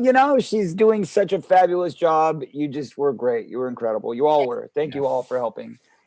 I also want to just take a second to remember all of the people who couldn't be here tonight, the cast members, including the brilliant John Matuzak, who Toos! I don't know that I've ever seen a crazier, more inspired performance in my life than what Okay, that guy did. can we all talk about for a moment the night when we all went out in the van? Do you guys remember this? When we all went out in the van to this pizza place, and John went in and he had a few too many, I suppose, and we all left and we said, "Where's John?" And they said, "He's not coming with." And I said, "Well, why not?" And somebody said, "Well, because he's peeing in the sink or something." I don't remember exactly what the story was, but it was funny. We have a question. That's not a very good, memorable story. We have a question from Kurt from Santa Monica. Do your kids have favorite characters from the film? Any of your kids? I know my kids love Chunk. They have great taste. Your kids, you've taught them well, Josh. They have remarkable taste. Your I would kids- think my they love daughters that would Trump. like would like Carrie and Martha. I think they would be their favorite. That's My you know, kids their don't daughters like and all they the characters. They like the film as a whole. And I've got 6 kids, different ages. We have a great question here from Li Hyang. Was the sheriff referring to gremlins when he talked about the creatures in the water? Direct Gremlins reference? I would hope so. So Gremlins Easter egg, Josh. Come on. No, he was actually talking about ghoulies.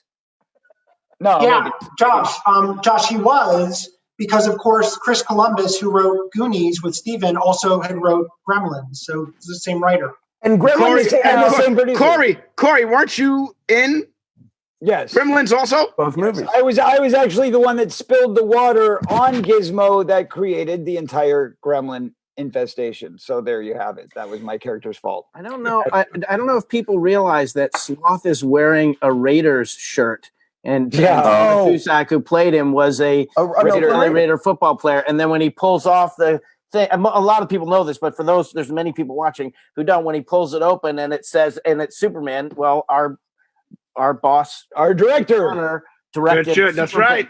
So That's right. There's little things like that. All Easter eggs, baby! Easter eggs everywhere. I have a question for Steven, Anton. How often do people come up to you and scream, "Andy, you Goonie"? Often. I'm sorry. Just hit $127,000. Let's keep it going. Incredible.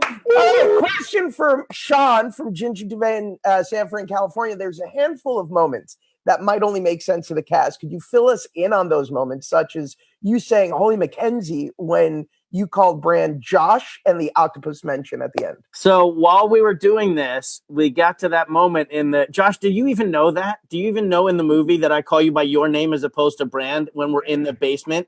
Mm-mm. Yeah, I saw you look that when we were doing it tonight. I saw you look at me like, I thought it was a screw up, and I had no idea. I was doing it, and then my little brother I have to watch this movie.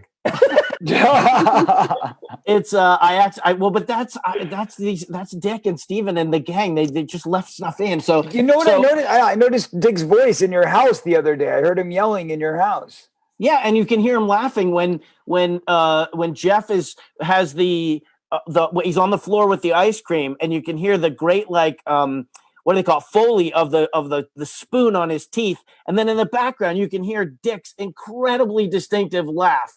Yeah. So there.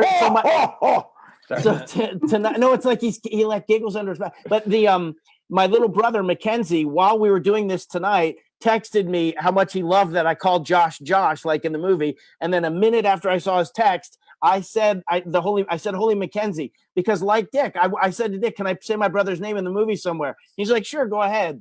Like that's. People ask why there hasn't been a sequel, because how could you do that now? How could you have somebody who's so in charge of everything that they can be so generous and like just open and fun and gets the spirit of it? It's hard to do that now. Yeah. I think we can make it happen. I think we can make 150,000 happen. Yes. By the way, we got a $10,000 anonymous donation. Woo! I love that. Incredible. I have a question for Key from Angela in Minnesota. Key, what do you think? Why do you think it is a movie still resonates with people after all this time? Wow. I haven't seen the movie for a long time, and I watched it again to prepare for this. And it's just one of those classic stories. And I think it was just perfectly cast. And it was, it's a beautiful movie that I don't think it can be replicated. And it's got all these characters that, everybody can relate to one of them, either your Chunk or your Data or your Mikey. It's just beautiful. Can I say something? Last thing. I'm sorry. Yeah. I'm talking way too much. But Key, I saw this movie because of you. Because oh my God, thank you. It's true. Like, I think a lot of us saw this movie because of you. Because we all went and saw Indiana Jones and the Temple of Doom. You know what I mean? And you were the big, for me, when I saw the poster, I remember thinking, holy shit, Short Round is in this movie, yo. And I gotta see this. Here's the thing. I have to see this movie now. Here's the thing. When I walked onto the set of the Goonies, I was really comfortable because I just came off of a big movie, Indiana Jones. And on the very first day of shooting, I quickly realized that even though it's the first movie for some of my fellow Goonies, but oh my God, they're all hams. I mean, they knew where the camera was and they knew how to play to it. They all hit their marks with precisions and they deliver the lines perfectly. And I knew from day one that I would have to work twice as hard to be half as good as they were. And but I think I speak for all of us that this has been one of the most amazing, lady's dog, fun, thrilling, memorable. Somebody's morphing dogs around here, Key. They've got a bunch of. By the way, I love that. I do love that Carrie, Davi, and Belle all have the same exact dog. This cloning is dangerous. To bring this dog, was that incorrect? Where's my dog? Can I have my dog on camera? Jeez, I miss everything. Come on, let's get I some love money. the dog licking you in the face. Hey, you know what else I can donate for this auction? Check this out. Who wants the poster that I stuck my tongue through? Because we all know that during COVID, we all want some DNA from some other saliva. You know what I'd pay money if we'd all sign a poster. It's hard to get a poster around everybody. Yeah. Poster with Who's going to pass it around? Who's going to pass it around? I would Hey, Josh, personally just buy it. mention, Josh, are you going to mention the stuff that we said, we signed and stuff, or is that a separate thing? You're going to mention Yes. So we got a bunch of stuff, right? So everything that we did has all been sold. So we signed a bunch of posters. We're signing a bunch of posters. We're donating a bunch of items. Hey, can I donate these jewels? That I got some jewels that have not been in my mouth, so therefore they are not DNA. I don't know, wrecked. And here's some pearls. Compromised. Thank you. We have a balloons. we got a little bag of these. I love that we're just giving away props. Take it all. Take it all. I'm literally looking around my office for stuff I can sell for the auction. Zach, the sofa. Zach, the sofa. Let's give away a freaking call-in on our podcast. I've got a dog too. I've got a dog too. One's my dog. Anybody will sell this one. Josh, add to the list of things that a special guest on me and Donald's podcast, and we'll interview them about their love of Goonies. Zach, there's This literally really no cool reason for me sweater, to say right? you The just sweater is said it. awesome. Oh, the sweater. Buy that's the Troy badass. sweater. Right? Buy the Troy sweater. I mean, It it's really a good sweater, honestly. Hey, wait a minute. hey guys, I've got that real A. Corey. Yes, For sorry. a second, my love. Yes, honey. Yes, love. Can we auction Kristen's wig? Oh God, yes. Wait, that's a real hair. We can't That's not a show wig. That is a full-on wig. That is incredible.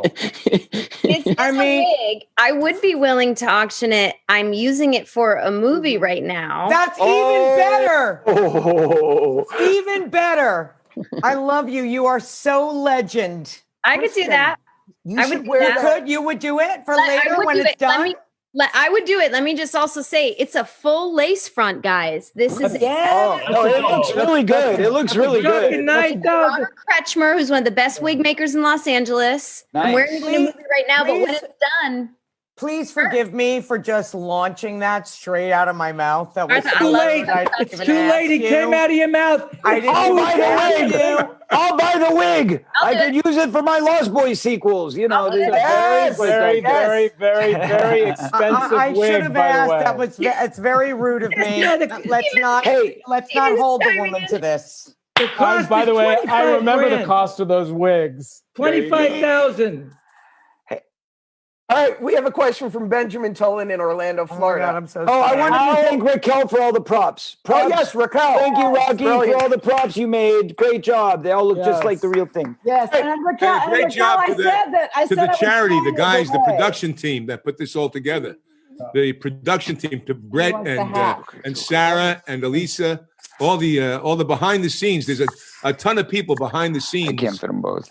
of this, and And also Steven. of course Lauren Shuladonna and Dick for putting this together with the charity. Yes, and of course, Sarah, thank you so much, Pantera Sarah, for doing all the hard work you did as well. Thank you, Sarah. It really is such an unbelievable group, and they've done this for multiple charities and are going to continue to do it for multiple charities. And it really is incredible that we are raising so much money. Remember to keep donating right now. That's why I'm pretty grateful. Questions. I'm so grateful because I watch the news and you see the stories and you just want to do something. And I'm just so glad that all these beautiful, wonderful people are willing to dive in and do something that's fun and whatever else. But I'm going to take that number. What is it? 130 now? What's the number at now? I think it's 130. $130,000 worth of food for kids. That's how I'm going to go to sleep tonight. Just thinking about that. Hopefully you go to sleep remembering 150, because that's where we want to get to. Josh is giving us too much information right now. Josh is giving us way too much information. Listen, we have a question. We have a question from this poor guy in Orlando, Florida that I need to ask. Benjamin Tolan asks, how long was the original shooting schedule compared to how long it took to actually shoot the movie? Dick, you want to take that? Thank you, Dick, for that lengthy answer.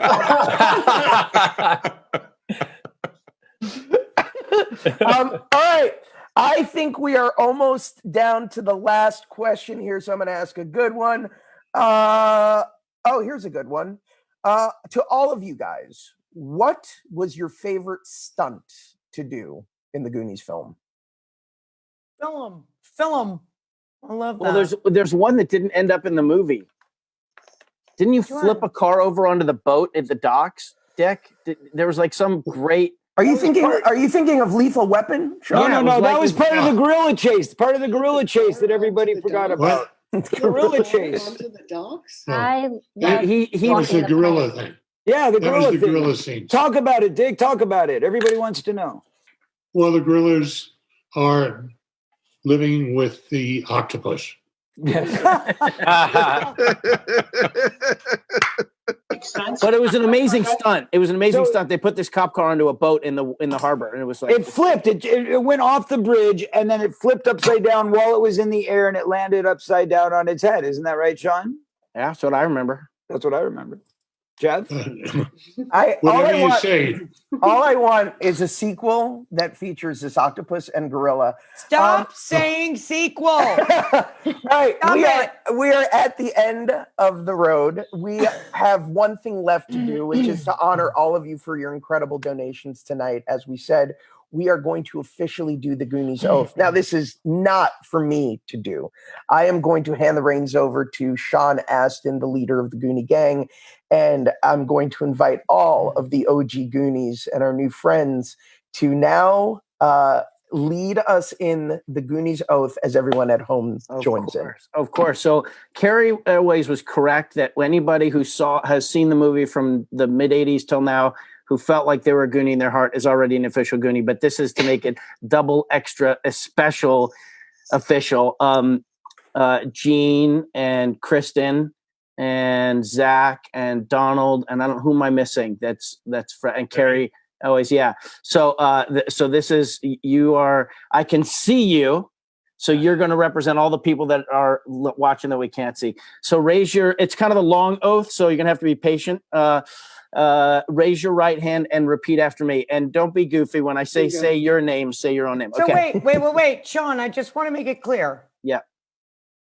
You say each line and then we repeat after you, right? So Yeah, it like the doesn't oath turn of into office. A big crazy. Okay. That's right. I'm going to say a sentence and then you repeat it. Yeah, Thank you. please be recording this. Somebody record this because this is real. It's happening. Hang on. Right now. This was written. I think Play this this was at Donald's funeral. The right hand. I can't remember where this was originally. The first time I saw this official oath on the script or wherever it was. But anyway, here we go. All right, everyone. Wait. Here we go. By the way, okay.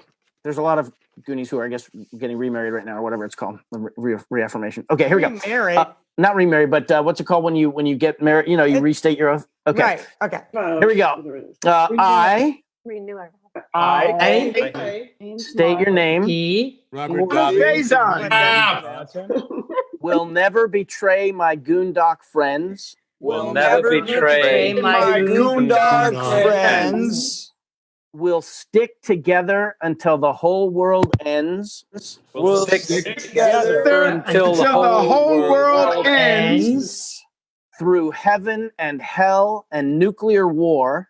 Through heaven and hell and nuclear war. Good pals like us will stick like tar. And with pals like us will stick like tar. In the city or the country. In the city, or the country, or the forest or the boonies. Or the forest or the boonies. I am proudly declared. I am proudly declared. One of the Goonies. In the end, it had to.